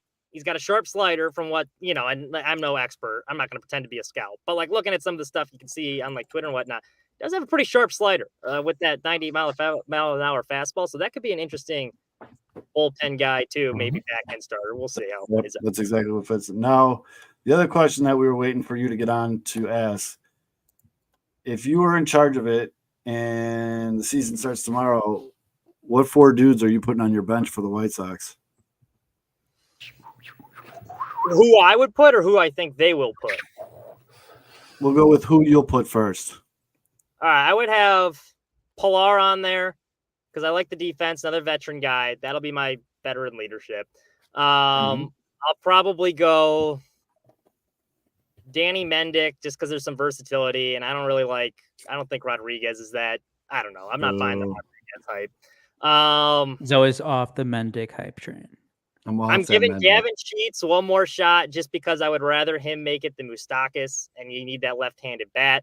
To say DH type. And then I kind of hope that Deloach makes it too. Now, I know it's technically 2 outfielders there, but you already got your 1 utility guy, and I'd be interested to see what he does. So those would probably be the 3 that I would, or 4, I guess, that I would put on there. So Fangraphs right now agrees with you. They have it Pilar, Mendick, Sheets, and then Max Stassi because you have to have another catcher. Oh, yeah, I guess we're not counting backup catcher then. Yeah. I just figured, I thought you meant like, okay, then. Yeah, I have another catcher. So, and we were looking through the roster and like, whatever. And I'm like, I can't really, I want to argue with it, but there's no one I could really argue with it about. Now, I think it's going to be Moustakas that makes the roster. And I said this last week. Why? No. Why? Every excuse to put Mike Moustakas on the roster. Because Grifol, you can listen. Because you listen to him in these press conferences, he's a boob. He's very uncomfortable up there. He wants many people that he's comfortable with in that clubhouse and organization so his message can get home. And that's a guy he's worked with in Kansas City. And I think that's, quite frankly, that's why they're bringing in all these Royals, because they're trying to turn things around and they want guys that they're comfortable working with. So that's what I think. And then he'll be like, oh, he's a winning player. He's been on a World Series team before. He brings a lot of value to the clubhouse. I already know what they're going to say. I'm not saying I agree with it, but I think Moustakas.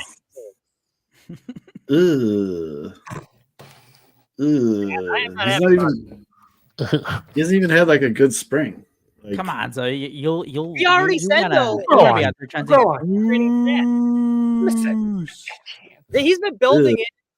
Excuses for Moustakas ever since the spring training started. Like even before that, he's like, yeah, we're not looking at spring training stats necessarily, when we're deciding his position battles. I mean, this just seems like versatile. This seems like when the Cubs signed Hosmer last year. It's like it doesn't matter what he was doing; like he was going to be on the team. Yep. And I could see him getting relieved. Hosmer. Or when did Hosmer get cut? Like I could see the same thing happening. May. May. Yeah, he won't even make it. Yeah, like he'll get a month. He'll get like the first month.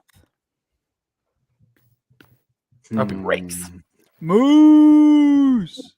Yeah, for that reason only. Pedro needs to learn the art of the press conference. The key for these things is speaking from experience. Like you tell us, like just word salad. That doesn't actually like mean anything, but like sounds. He's getting really good at that.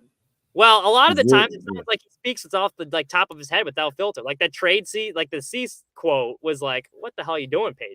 Think before you." He gets asked a lot of dumbass softball questions though too, and it's almost like he's repeating himself sometimes. And that happens with all these guys. That's the thing. They're giving him easy questions, and he can't even handle those. Imagine when it gets a hard hitting. Yeah. Imagine if he was actually getting grilled. It's like, Pedro, why the hell should you? I don't know. Some people play better at 100%. Maybe they should press a little bit. Press. But what was his favorite band? He doesn't listen to music. I'm a baseball all the time. I think was like one of his goals. I don't do extracurriculars. I'm just focused on baseball. Losing really bothered me. I don't even fucking hum. Yeah. When his wife tells him to put on music, he just puts on recordings of old baseball games. My kid tried to play hot cross buns on a recorder, and I smacked that shit out of his hand. Pedro. And gunned a baseball off his forehead. What is Maybe we ta should ta? do, I think we're an hour and 15 in. Mitch is here. Why don't Yeah. we do This Guy Looks Like? Do it. All right. So This Guy Looks Like has been brought to you by the Dylan Cease trade. This guy looked like is going to be Drew Thorpe, your new right-handed pitcher for the Chicago White Sox. So Fids, go ahead, put it up, and I'll get us started. Okay. This guy looks like a top 100 prospect. Was it baby. on there? It is. This guy looks like if you get into his car, you have to move at least 50 empty tins off the seat before you can sit down. This guy looks like he was drawn with my left hand.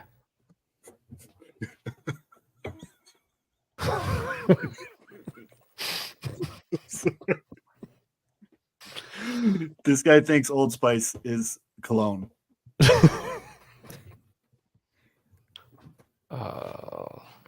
This guy looks like he has to introduce himself to both of his neighbors and anyone within 150 square yards of his house when he moves into a new neighborhood. That's what I was thinking too. This guy has no less than 2 holes punched into his walls. This guy looks like he crushed a lot of bush lights back in college. Goddamn right he does. This guy looks like he buys Mega Blocks instead of Legos. This guy looks like Uh, he will come into a party saying he'll run the table at beer pong and won't make a cup. He does. He just looks like a frat bro. Yes, he Like, does. yeah, he looks like a bouncer at a fraternity house. No, this guy looks like he's going What to do you be know here, bro? 30, still going to college parties. This guy Yes. unironically knows all the lyrics to all of the songs from Veggie Tales. This guy looks like he No. knows all the age of consent ages in every single state. This guy looks like Malort Taste. Thank you, Jack. This guy looks like he does judge a book by its cover. Oh man, This guy looks like he doesn't read many books. no. This guy looks I'm like so- you can I'm read so his, left. you can read a book by its cover. I'm so laughing about drawn with your left hand. This guy looks like both of the Wet Bandits. This guy looks like he wears like old Marlboro t-shirts and like Winston stuff, and he's never listened to one country song in his life. This guy looks like someone I sat next to at a NASCAR race. This guy looks like he loves that joke. That's what she said. This guy goes on a boys trip to Nashville with his guys, and he 100% either buys a cowboy hat or boots. This guy looks like he 100% sings at full volume his favorite Bee Gees tunes while stuck at a traffic light. This Age guy of looks like consent he in every state. his sound system in his car is worth more than his car. And it vibrates the whole car. Yeah. This This guy guy looks drives like- like a 2000 Volvo, and his sound system's worth like 3 times the worth. This guy looks like he was a server at Studio 54 back in the 60s and 70s, and he was the guy wearing the angel diaper. This guy looks like he has at least 3 roommates in his life that have accidentally drank his spit cup. This guy looks like he still has 3 roommates. No, he definitely does. I can't get over frat house bouncer. Who do you know here, bro? How many girls are with you? This guy definitely had a 1-word nickname, like meat or something like that. This guy looks like his nickname is Torpedo. I think it is now. This guy looks like he hung out at TC's back in the day. Also, conveniently, where Uncle Bud's is located. Oh, well then. This guy looks like he gets upset when they tell him they're out of winter zins. He uses Zen puns. 100%. This guy uses Zen puns. This guy looks like he'll take a Zin for later when you offer him one. This He guy asked for a looks like dip he and takes chews half Big your Red. time. Loves Go Big ahead, Red. Fritz. This guy looks like he chews Big Reds and talks uncomfortably close to you when he wants to tell you a joke. This guy smashes the beer can on his forehead when he's done drinking the beer. This guy also smashes the plastic cups that he drinks of water from the cooler at the work office. This guy put on his resume 30-second keg stand senior year. This guy looks like he'll charge you $5 per beer at after hours. for shitty flat For sure. natty light. This guy looks like he has a subscription to some sort of male men's grooming account. He's charging $12 a bottle to high schoolers. Mhm. Yeah. Stately. This or guy something grew like that mustache It's like a unironically. subscription to stately man. It's because like this guy looks like a sommelier at an Olive Garden. This guy looks like he uses the Nextel as a cell phone. That looks like he's gotten kicked out of a chili. As someone, takes one to know one. Jack. I got nothing else. You guys got anything else? No, I don't want to be trashing our new guy. By the way, Torpedo, if you want to come on the show, come on down, buddy. You can make fun of us for Yep. 15 We'll put each of our minutes. pictures up, and you can just We'll put let each it of rip. our pictures up, and you can have 5 You got to be minutes. very careful with that nickname, by the way. Same offer Torpedo. extends to Scott Morris and Pete You can't say Armstrong. Chris Gatz. Chris Katz. Oh yeah, Torpedo. welcome to Oh, the my party, goodness. pal. I would say Jim Tomey too, but I think he's too nice to roast people. I would, Yeah. I would He doesn't seem like that. reverence. Hey, y'all remember, man, jail's temporary. Memories are forever. So go ahead and punch that motherfucker in the mouth. Whoop, whoop. Say that. It looks like he's going to slide into Mrs. D. Oh. Oh, The one show she doesn't show up for. Oh. Lord have mercy. who's a celebrity doppelganger, Jack? Who is it? I'm at the edge of my seat. Oh shit, the Bulls won. Yeah, Demar. No, that was to tie the game. Oh, it's a tie. Oh, overtime by 3. 46 points, 9 boards, 3 assists. Nice. Oh, man. The baseball Bulls. Epitome of mid. Oh Quick god. baseball Pull you back in just long enough to break your heart. buddy. Feel free to move on. But were you? Oh, that's right. What? Oh, Jack did find his doppelganger. He does look like the bad guy in Kindergarten Cop. Oh, there you go. Spot on. long hair and too. That guy was. Yeah. He was a But bad it's guy. like- in a bunch it's of things. the- What else was he a bad It's guy? like the in? Remember long we had Dave dimples. Franco with the mustache. Yeah. It kind of does. Yeah, he does look like it. Yeah. That guy, Richard Tyson. Uh oh. Richard Tyson was in a bunch of movies. He was also in 3 Uh-oh. O'Clock High. He was the bully in 3 O'Clock High, where he like bullies Casey Shamasco. And it's like, meet me at at 3 o'clock. We're gonna fight, and the kid tries to get out of the fight all day because he knows the guy's gonna beat him up. Coming for you, Mitch. Well, no, don't come for me, little Zoe. Get him. Coming for you, Mitch. I come here, All right, buddy. Go back with mama. Close the door.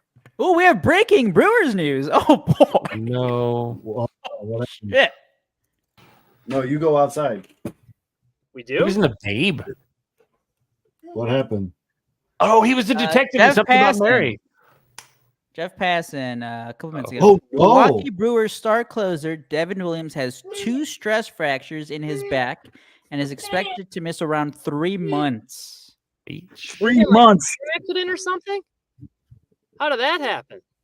I just remember that. I remember seeing, I think a day ago, that he was going to see a specialist. I'm like, what happened? And there it is. He pitched through soreness in September, but returned earlier in the spring. He'll rehab and should return by mid-season. How about Craig Counsell knowing that Devin Williams had a fucked up back, still pitched him, and left the Brewers, go with the Cubs? Love it. Wow, When that's a deadlifting huge goes- blow, though. That is That's. I mean, the Brewers are going to be. They're going to be bad. I think so. Whole Central besides the Cubs and the Reds. And then the Cardinals will be there for a second, but then it'll be time for their applesauce in bed at the retirement home. Have you guys seen that video of a kid just like lobbing up a pitch to his brother or something in the backyard and then just freaks out crying? Yep. Like scream crying? Hilarious. That's going to be the St. Louis Cardinals starters this year. Also, the White Sox might have found a closer, though, in spring training. Have you looked at Jordan Leisure's numbers in spring Leisure. training? He's got Hold on, the buddy. stuff to be a closer too. Like you look at that fastball slide, like hard fastball, a slider, which I think there was a breakdown of. It's close to Albert Azoulay, which is pretty solid. 12.6 K per 9, 0 ERA, 7 strikeouts, 2 walks. Well, the fastball they were saying too, its spin rate was very comparable to Spencer Strider. So, like, led the MLB strikeouts last year. That's the type of guy you want back end of the bullpen that can rack up a lot of strikeouts like that. So I agree with you. So why and like what do they got to lose if he struggles? Like so be it. It's not like it wouldn't be the end of the world. I think. Oh, it's gonna be a carousel at closer all year for them. So all right, say where's Missy? Messy. Yeah, Oh, where's she Missy? missed it. The one show she doesn't come to. All right, buddy, go to bed with mama. Say shame on you, Missy. That's why I did that so we can clip it and I can guilt her into it. But yeah, man, that is some brutal news.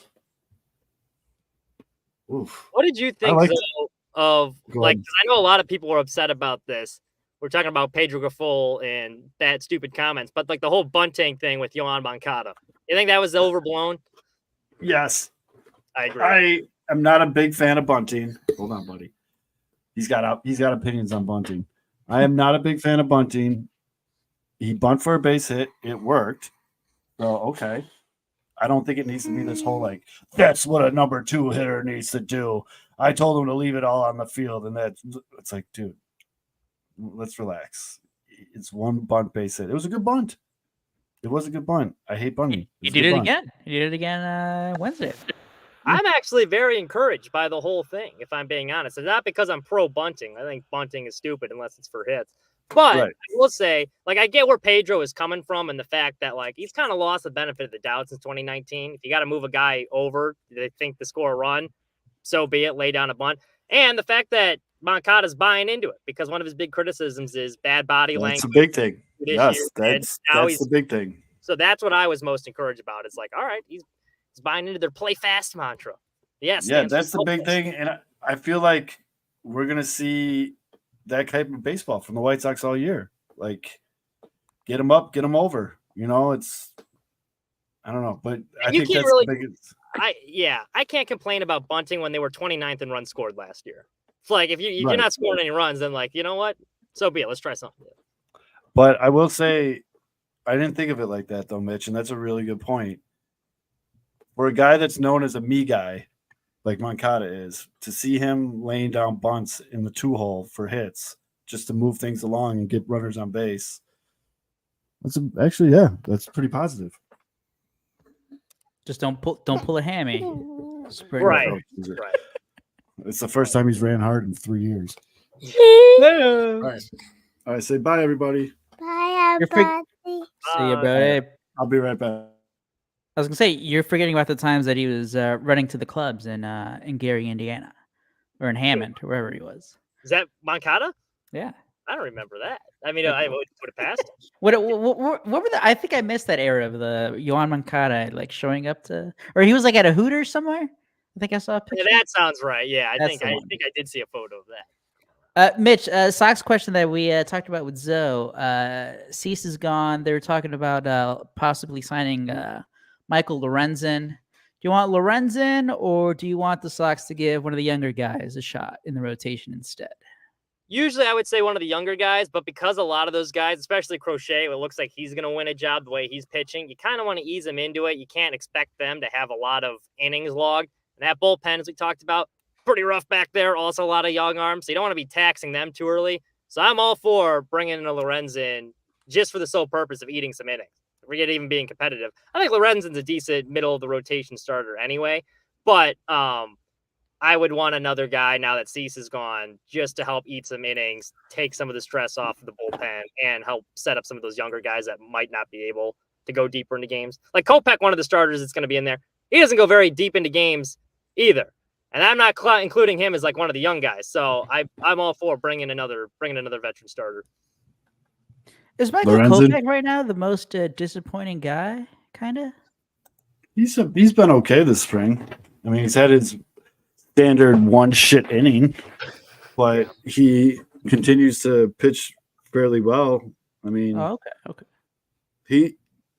He'd be better. He's had an encourage. Yeah, I agree too. But we don't have that luxury really right now. So I think he'll start the year as a starter. They could pull an old switcheroo with him and Crochet. I mean, could happen. He definitely loves to have that one absolute shit inning. Like he just cannot get away from it. And That's a good thing though, because it's something you can eliminate if you kind of can figure out what's the trigger, and then guess what? Then he has no bad one blow up inning. Is he still Right. walking, guys? Like if he cuts back on the walks, then He has pitched in 7 innings this year. In the spring, he has 10 strikeouts to 6 walks, that's pretty on brand. and he's hit a guy every outing. How have those been spread out? Have they been like average across the outings, or was there one that was like a 3 walk outing and then he had a good one? I think he had a really bad outing he had one really bad inning against the Dodgers where he got himself in a lot of trouble. They don't really do game logs for spring training, which sucks. But It is annoying. yeah, I mean, But I think you're right. It was one in, I'm not happy that my boy Preloader got hurt. Yeah, it looks like that trade was just hurt pitcher for hurt pitcher. Yep, they think he'll be back for the regular season, but still. Yeah, it's disappointing when it's like new guy, excited to see him. Didn't we get 2 It's guys worth in that trade though? We got another guy back. Deloke? Yeah, that's right. Yeah. So. Who were we talking about with the that we wanted to look at their outing, their per outing? Was it Kopech. Kopech? Kopech? Okay. I want to make sure. All right. So we got. The K-Man? Thought I had it here. Looks like These guys. Oh, nope. Yeah, I guess it goes back to. Yep. That's like a thing like season. I've noticed in recent years. They target a lot of these guys that throw hard, but like have no control. Like even that guy they just added in that trade today with Cease, that reliever they added. Look at the walk rate. Very concerning. Bottom 7% in the league last year, despite the relatively decent ERA. Another guy with command issues. Which one, Thorpe or Thorpe. Oh, by the way, Who's I that walk rate? have Kopech's game log. First game, 2 innings, 1 walk. Second hit game, guy. 2 2/3, 3 walks. Ooh. Then 2 1/3, 2 walks. No, that's pretty consistently bad there. Yeah, especially with the hit by pitch, it's basically 2+ every time. Yeah, it I is mean, consistent. it is what it is, dude. Like he just That's why I was saying, like, it So just kind of seems. Wilson's the guy, man, not Thorpe. Sorry, no, not. It just kind of seems like Kopech's trending to. It's like, man, this guy was. He was going to be an Not ace. this guy. Not this guy. Not that guy. Not Torpedo. He wasn't. Yeah, Torpedo is not the guy with Print the the shirts. Wilson is the one. Torpedo. Torpedo. Torpedo. I don't know if I froze right there at that moment. You did. It would help though if he like threw His like mouth wide 98, open too. That's like a 99. freeze. It's a He's freeze like of a note right mid-90s. there. It's a freeze of note right there. Oh, somebody screenshot. Oh, There he okay. is. He's And I'm back. unfrozen. Your eyes were glassy. You were looking like really happy. You were Looked like the like Torpedo, grandparents. that- You were like the grandparents in the cabinet in Weird Science. You were just happy with your Rex Harrison hat. I was saying torpedo, and it froze in the middle of torpedo. It was a trademark infringement. That's why. Yes. Yeah, sure. No, we should. no one else says torpedo. I don't know. Better Yeah. be careful. I don't know, but Baloney probably just is like literally at the. We're printing the shirts as we speak. Yep, we yep, we we're might- late now. Although last time we tried to do shirts Time with a White Sox prospect with Colas, didn't really work out that well. So maybe Well, we'll- Or it was Cubs nasty. We went over 2. yeah, Jinx. So let's just not do that anymore. Yeah. Yeah. Nickname people we hate. Hey, you know what? You Yeah. can still buy a cow shirt though. So I mean, we got plenty of those in stock if you'd like one of those. The Got a cat. cow farm, don't got any cows. Yeah. What is that minor league team? That Texas League hat that I got. What is it? The Amarillo something. Sod So do you sod wanna puppies, get to your sod ponies. retirement? I do. I want to address it. So Sod poodles. I participate. I think this is I was trying to figure that out. I think this is my 6th or 7th 108 tourney this year. I did go back to try and do an old like sad Sarah McLachlan song, like highlight reel of your first Twitter experience on the tournament, and dated back to 2019 was the first one I found. But I don't know if that's because Was that against White Sox Dave in the first round? yes, yeah, Yeah. you were I like got a really high fucking- seed. Yeah, I got curb stomped. Yeah, was that your so first year? 19, 20, 21, 22, 23, 20, so 6 years. Mhm. Oh, you're officially a free agent. Weren't That's you why. a It's two-time 6-year service region now. winner there Yeah. too? I remember. So I think you won your region. I've won my region, I think, twice. So we got into it this year. I don't need music, Fids. Oh, okay. So we got into it this year, and they announced the seating, and like even going into this, I was already like not. It wasn't the same. You know what I mean? Like I wasn't like excited about it. Like I wasn't like up for it. And then I saw what they did, put me against Treasy, so Treasy and Beef can meet in the second round. And they all said they were doing like this is their last dance and all that stuff. And then before he went up, I thought to myself, like, as soon as I lose, I'm done with this. Like, it's just there's a lot of good young people that are coming up in White Sox Twitter, and we're already seeing it in some of the content. There's a lot of new faces. I feel like the I'm bottom pretty, left-hand corner right here.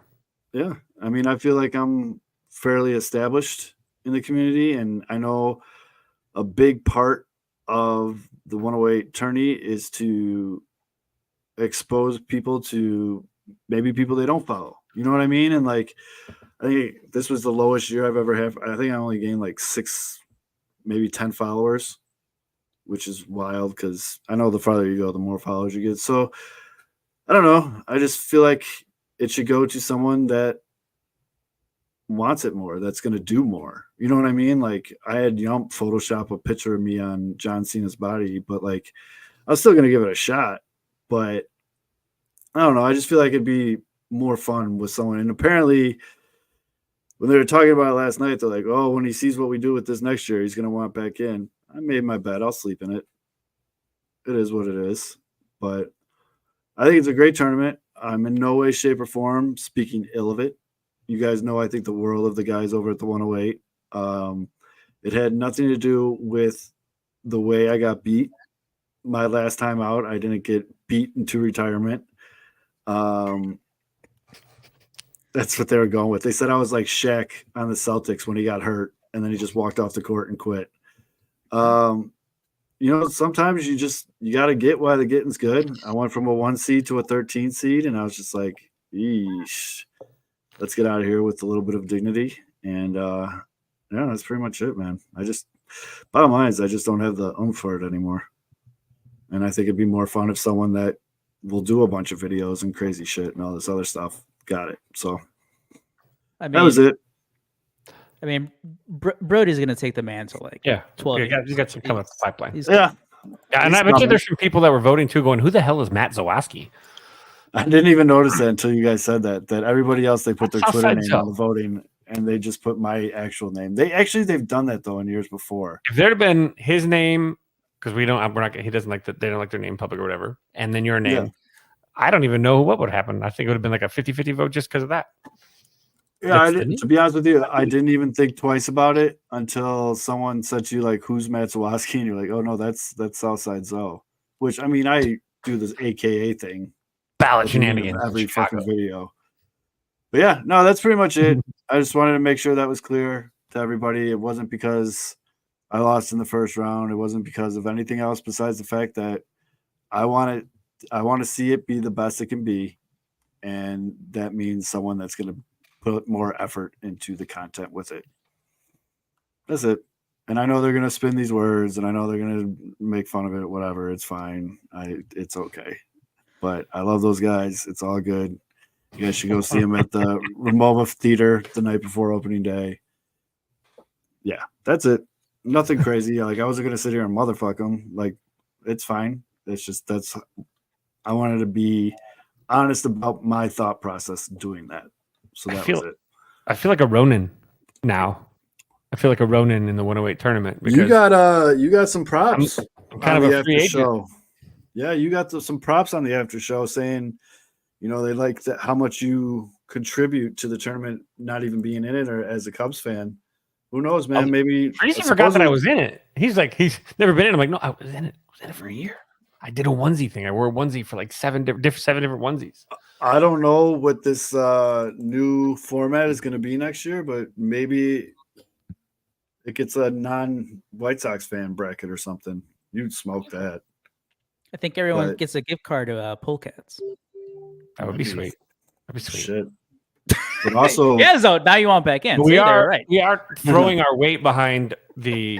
We lost one today, but we are throwing our weight behind the sports bums and Missy. Got you. Our, So yeah, you're gonna, our coworker Missy.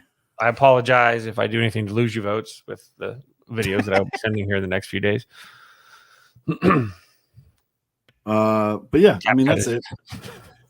Addictive. You know, us and the Bums have a good relationship. They show up to our show every week. We've already gotten some super chats from them and everything like that. There's nothing against any other shows. Yeah. Nothing against the good folks at All Sports Scene, aka ASS. Nothing against the 108 guys. Nothing against Sucks and 3-Bit guys. But you support who supports you. And week in and week out, the Bums are in our comments. Some super chatting, but they're interacting. And same with Missy's barely ever missed a show, and she's technically our coworker now. So Shout out to the Bums and Baloney for that Goodfellas video. That was holy fantastic. shit, was that good? That was long ass tracking shot. I was impressed. Like you figure so sooner they would like fucking like shoulder you and shit. To whoever's filming that, I'm like, damn, they're going. No, let's move. They cleared the path all the way through the kitchen, down and through the front table to see. I guess Vino hooked him up with Ricky that. Valley. Oh wait, that's the movie. I'm sorry. Who posted it? I kind of want to watch this now. I'm Baloney. not You should. It's great. It's fantastic stuff. good fellas. That's the thing is they got content coming. Like it sucks that Dougie got knocked out today because Dougie got. Well, I mean, his liver's probably like, thank God, thank you so much. But Right. you know, like for us who like to watch people torture themselves, he does some great shit. So another one that was kind of like what disappointing that a guy that you probably tournament wise would have been great for entertainment would have been he was in a bad matchup that just didn't warrant him moving on, which sucked. But he went against a good. I think he was Tina, right? He was going against Tina. Yeah, that is. So, I mean, he was going against somebody else that produces fantastic content. So.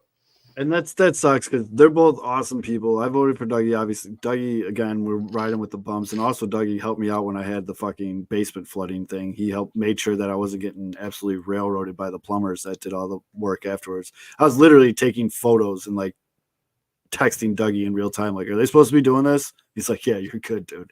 But that was a rough first rounder. I know this means like, see, that's exactly part of the retirement. Like this means something to Dougie. And like Tina, like Dougie, like really wanted to win this.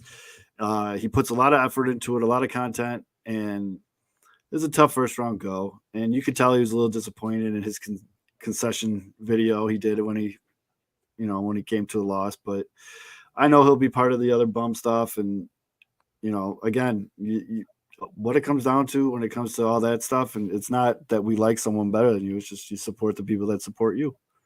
One thing though that I do want to say that I can't stand because it's annoying as fuck is when people comment under the matchups, whoever follows me gets my vote. I'd rather lose. And I did because I did not follow anyone like that. I'd rather lose because I just think that's the dumbest thing ever. If you want me to follow you, post something interesting, get involved in a conversation, do something. What I do is I like to follow through the whole round. Like say, once they post it, you follow everybody, and I give it 48 hours. And if you haven't followed back after 48 hours, then nay. I followed a couple people yesterday and today that I didn't know of, but I clicked on their stuff. I looked on their timeline. I'm like, oh, this person's interesting. Not because they held a vote in a tournament hostage. I don't know. I don't know why that annoys me so much, but it does. It's on every matchup. You can look every 108. Whoever follows me first gets my vote. I guess I lose. I'd be really fucked on that's West terrible. Coast time. Yeah, that's really fucking stupid. But what else you guys want to talk about? We got lots of time. Actually, it's about 15 minutes. But Mitch, I didn't think you'd be here this long. Yeah, I got a little bit of time. I got it's nice when you're in studio. You get a little bit of extra time. So I got about 5 minutes. So one thing I was really, really hoping for from this pod, I thought we might get either Merrill, Snelling, or Lesko. That's their 2, 3, or 4. Yeah. Merrill would obviously be the prize. He's the 2, and he could play everywhere. His listed position is shortstop, outfield. Yep. Yeah. He's 20 years old. He's 6'3", 200 pounds, lefty bat. I know. But I mean, I would have took him like Merrill and that bullpen guy and then cut it there. No, that's what I'm saying. And I think that's part of the reason that some Sox fans are upset about it, because they were expecting a big hitter to be the headline. Yeah. And they're like, what the fuck is that? Well, it was just like pitcher, and you're like, okay, another pitcher. You see Zavala, and you see it's like, okay, he's not a top, like if you're just looking at MLB pipeline, he's not a top 100 prospect. He's 19. like if you're not digging deep into the numbers on the surface, you're like, what? Yeah. Why? Right. Although I feel like that's a guy that was probably, I think he was the one that was probably holding up those negotiations because I feel like there's probably a guy that like, well, if you're not going to give us Merrill, he's who we want, given his numbers from where he was last year. Now it is a small sample size, but you're hitting 14 bombs at 19. That's impressive stuff. That's a pretty started. Yeah. I mean, what I say is, look at this, Mitch. You weren't here when we look at the fucking WRC plus numbers. Don't look at 23 A plus ball. Don't that little guy. Yeah, don't worry look about when that he little had guy. to go a level up. Yeah, don't look at that little guy. Oh, look at that little guy. Look at all the numbers before that. Kid's 18. Yeah. It's a big wait and see. I mean, you can't look at this trade. I think this is now the 5th time I fucking said this as we've hit the 700 live viewer mark here. This is the 5th or 6th time I've said you cannot look at this trade right now and dictate a winner. Because obviously the Padres are going to win in the short term because they got an ace, but the White Sox could definitely walk away from this. And 5 years from now, we could look back and be like, damn, they fleeced the Padres. Now, looking at it from kind of going to that point, from the Cubs fans' perspective, looking back at the Jose Quintana deal, do you feel as big of a loser in that trade now, seeing how it worked out for the Sox and how Cease and Jimenez careers have started to kind of pan out? I always saw those independently. Like I see every trade. If the other side, like I always think back to the Gleyber Torres, Aroldis Chapman trade, and everybody after that year was going crazy because Gleyber Torres, had a couple great offensive years for the Yankees, and Chapman re-signed with the Yankees after that, and then started groping his mom. People forgot the fact that's like the Cubs won the World Series, and a big reason to that was because of Aroldis Chapman. It doesn't matter what Gleyber Torres turned into. The Cubs accomplished what they wanted. Get a shutdown closer because they needed one to win the World Series. In that scenario, I will take the White Sox winning the World Series 10 out of 10 times. So like the Jose Quintana trade, the big was two things. The big thing was obviously they needed another starting pitcher because they had rotation problems in 2017. And then 2, he was coming on a team-friendly deal, which was supposedly going to translate into spending more in free agency, which they kind of did. They signed Yu Darvish, but that was it. You're expecting more. It's like, well, if they have this cheap starting pitcher, it's like, okay, they're going to go after Bryce Harper, right? And that just didn't happen. That was the disappointing part for me with the Quintana trade. Obviously, it's like we knew at the time, Dylan Cease, I think, was at an A ball, maybe. I don't think he'd even reached Double A. Like that was he was the top 100 prospect, so it wasn't so much of a lottery ticket. Right, and the only thing on Eloy was Eloy was seen as the star guy there, and he's kind of been injured. He's been a DH. Mm-hmm. To me, it's always been like you got Jose Quintana, cheap deal, spend in free agency because you got a cheap pitcher, and they just never really did that. That was a disappointing part, and obviously his numbers petered out, and he wasn't really the a number 2 type pitcher that he was with the White Sox. People definitely that's the disappointing part. People definitely forget that Cease was like the throw-in in that trade. I'm completely on record on one of my patented K-Fids tirade on Twitter of hating that deal, like from the second. Like I threw a fucking Eloy Cease fit because they were guys that I liked. And I did not like it from the start. And me and old Adam Nissen have been joking about it ever since.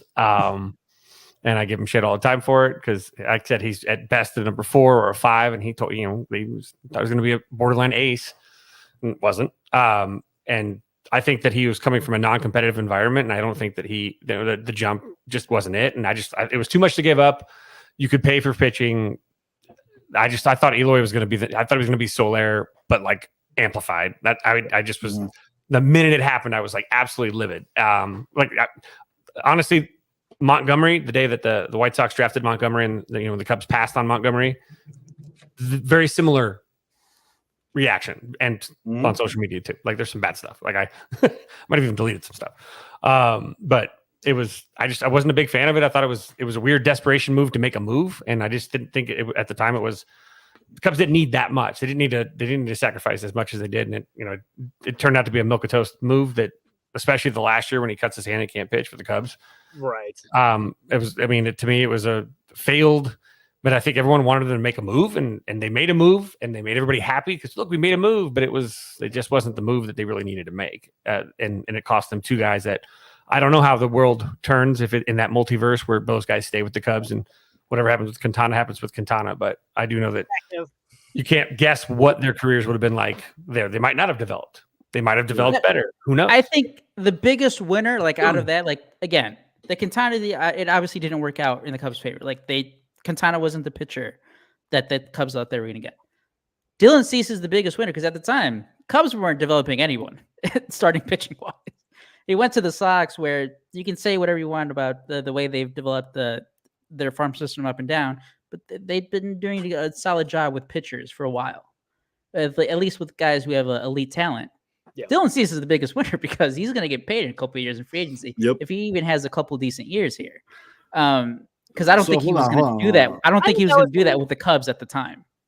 I actually think it was kind of an interesting return or like the interesting acquisition for the Padres, considering they just traded Juan Soto. So you'd think like, okay, maybe they're trying to cut costs. Now I get he's a cheap starter, but like I feel like it makes it worth it if you're planning on re-signing him. But that rotation also this year with Darvish coming back, I think that's a kind of an interesting looking rotation. They also have that prospect that they got on the Juan Soto deal that's supposed to be in rotation. The Padres could have sneaky good even without Blake Snell, which I guess he's probably gone. I think that's a sneaky good rotation. And we saw it last year. I mean, the Padres were disappointing because like they had all those 1-run losses. They kept losing in extra innings, but they were like fringe wild card at the end of the season. And as we know, unfortunately, because of that extra wild card now, teams are kind of just shooting for like 82, 84 wins. Like that's kind of you get to that range, you get a couple things to go your way that you didn't expect, and you're a playoff team. I think the Padres have a good chance to. I don't think they're going to be winning the NL West, but they're going to be in the wild card race too. That's the other one that's in that rotation. Yeah, Darvish, Cease, Musgrove, and then I think the other guy, the guy from the Yankees. His name is what the hell is his name? And divisions aren't as difficult anymore because you're not stuck playing the Dodgers a bunch of times in that division either because of the new scheduling format. Yeah, it is Michael King. He's the because he was like the highlight of that Juan Soto trade, which actually, funny enough, so was that Thorpe was. Yeah, talking baseball as the rotation is Cease, Musgrove, Darvish, King, Waldron. Yeah. Yep. Yeah. Which Waldron, like the last spot from when doing the research, writing the article today, the Padres are kind of have like similar to the Sox. They have a couple of young guys kind of competing for what was those last two spots. Watch they sign Snell. They bring Snell back. Boom. All right, gentlemen, I gotta head out. Go do news. Go do news. Again, I see, pathetic return and all that stuff. You guys gotta wait, man. You don't know that yet. You don't know that yet. Sorry, you don't. That is a pretty good rotation. I forgot they got Michael King in the Soto deal. Yeah, Michael King. I think that could be like a kind of like Corbin Burns. Remember Corbin Burns like bullpen started a little tweener, and it's like once he's in the rotation, he might be really damn good. Yeah, King's got some stuff, man. So I think the Padres. The roster is also weird. I think I saw a thing where I think it was from Baseball America or one of those sites. If they promote one of their prospects, just every single person in their lineup is going to be either a shortstop or a converted shortstop playing. And say, hey, we always talk about best athletes on your team, shortstop. But they have I don't know. But it's so weird because like they have the talent. Like it should work, right? But like it never for whatever reason never clicked last year. They're like the Toronto Maple Leafs of baseball. Like they always have a good team on paper and it just never works. Mm-hmm. Or like the Brooklyn Nets when they had their big three and just never. I mean, that's a pretty thick Cease, Darvish, Musgrove. That's a pretty 1, 2, 3. I mean, if you have everybody healthy in a playoff series.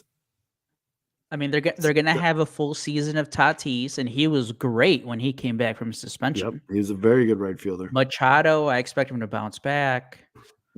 What's his name? The shortstop they signed last year, Xander Bogaerts. I don't know. That one's tough because he's off the position. He fell off hard. Yep. But I mean, no, they definitely have talent. Kim, who's like defensive wizard. Yeah, Kim is very good. I wanted the White Sox to go after Kim. I think Kim is very underrated. I don't know.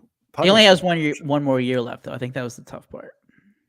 fan. Under contract, I think.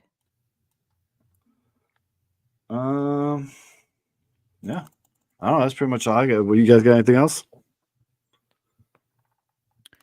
I mean, we're like 2 hours in. I'm losing Hey, steam. this is White Sox centric, and it's a good one because it was a big day news wise for the Yes. White Sox more than anything else. So, Well, one last question. So we're like, I think the Padres and the Dodgers, they have that early series in South Korea. I think that's like a week from now. No, they're literally they made this trade while they were on the plane. Yeah, I think, but yeah, like their opening day is on the 20th, I think, or something like that. Yeah.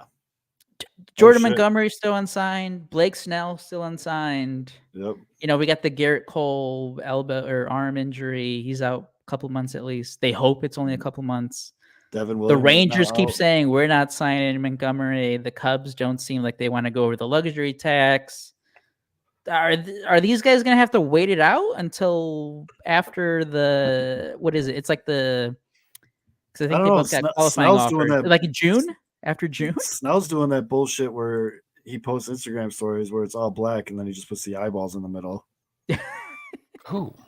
They'll have played the game when we come on next week, by the way. It's a 3:05 a.m. game for me here. So it's a 5:05 a.m. game for you guys. Oh shit! Next Are we doing a Wednesday. fantasy baseball league? Oh, Oh we shit! gotta do We that have to draft. do Yeah. we have to do that before. Yeah, what Yeah. do we do for the rules? We'll have to post it Oh. next week. I think we have to tweet it out and do the Oh. draft. Oh, Oh. unrecorded, or we can just record it and not be live. Yeah. What was that? I mean, when does the opening day starts next Wednesday? Oh, yeah. Yeah, that's what I'm saying. We have to do it. We Well, can't do it. yeah. Oh, yeah. Shit. Oh, All We right. have to do Well, it on Tuesday we'll night. have to post it. Yeah, we'll have to do it like Tuesday night. Tuesday night. Mm-hmm. All right. So what we'll do? tweet What out we'll post the link. whenever, and then Tweet the link. What Tuesday at like Day, 2 'cause p.m. Well, it's 10:00. I don't know. I think we should get it. Make sure we get it filled. So Okay. yeah, tweet it Yeah, out tomorrow. Tweet it out like on a We'll Friday tweet it out afternoon. Or for tomorrow. people listening right now, if you want to just wait out for the link. yeah, we'll tweet it out tomorrow. What do you do? And What time we're we all tweet gonna it out? split. We're splitting a team. Yes, we want. So we hopefully we have 11 participants. Yeah, because we're gonna all split a team. That should go smooth. Just turn off your notifications. It'll be fun. Yeah. Oh no, I learned that lesson very quickly. All right. Well, although it's very good to have you back. Thank you to everybody that got in the comment section, all 7 billion of you. Thank you guys for watching. For Fids, Aldo, Amzo, Mitch was here too. We'll see you guys next week.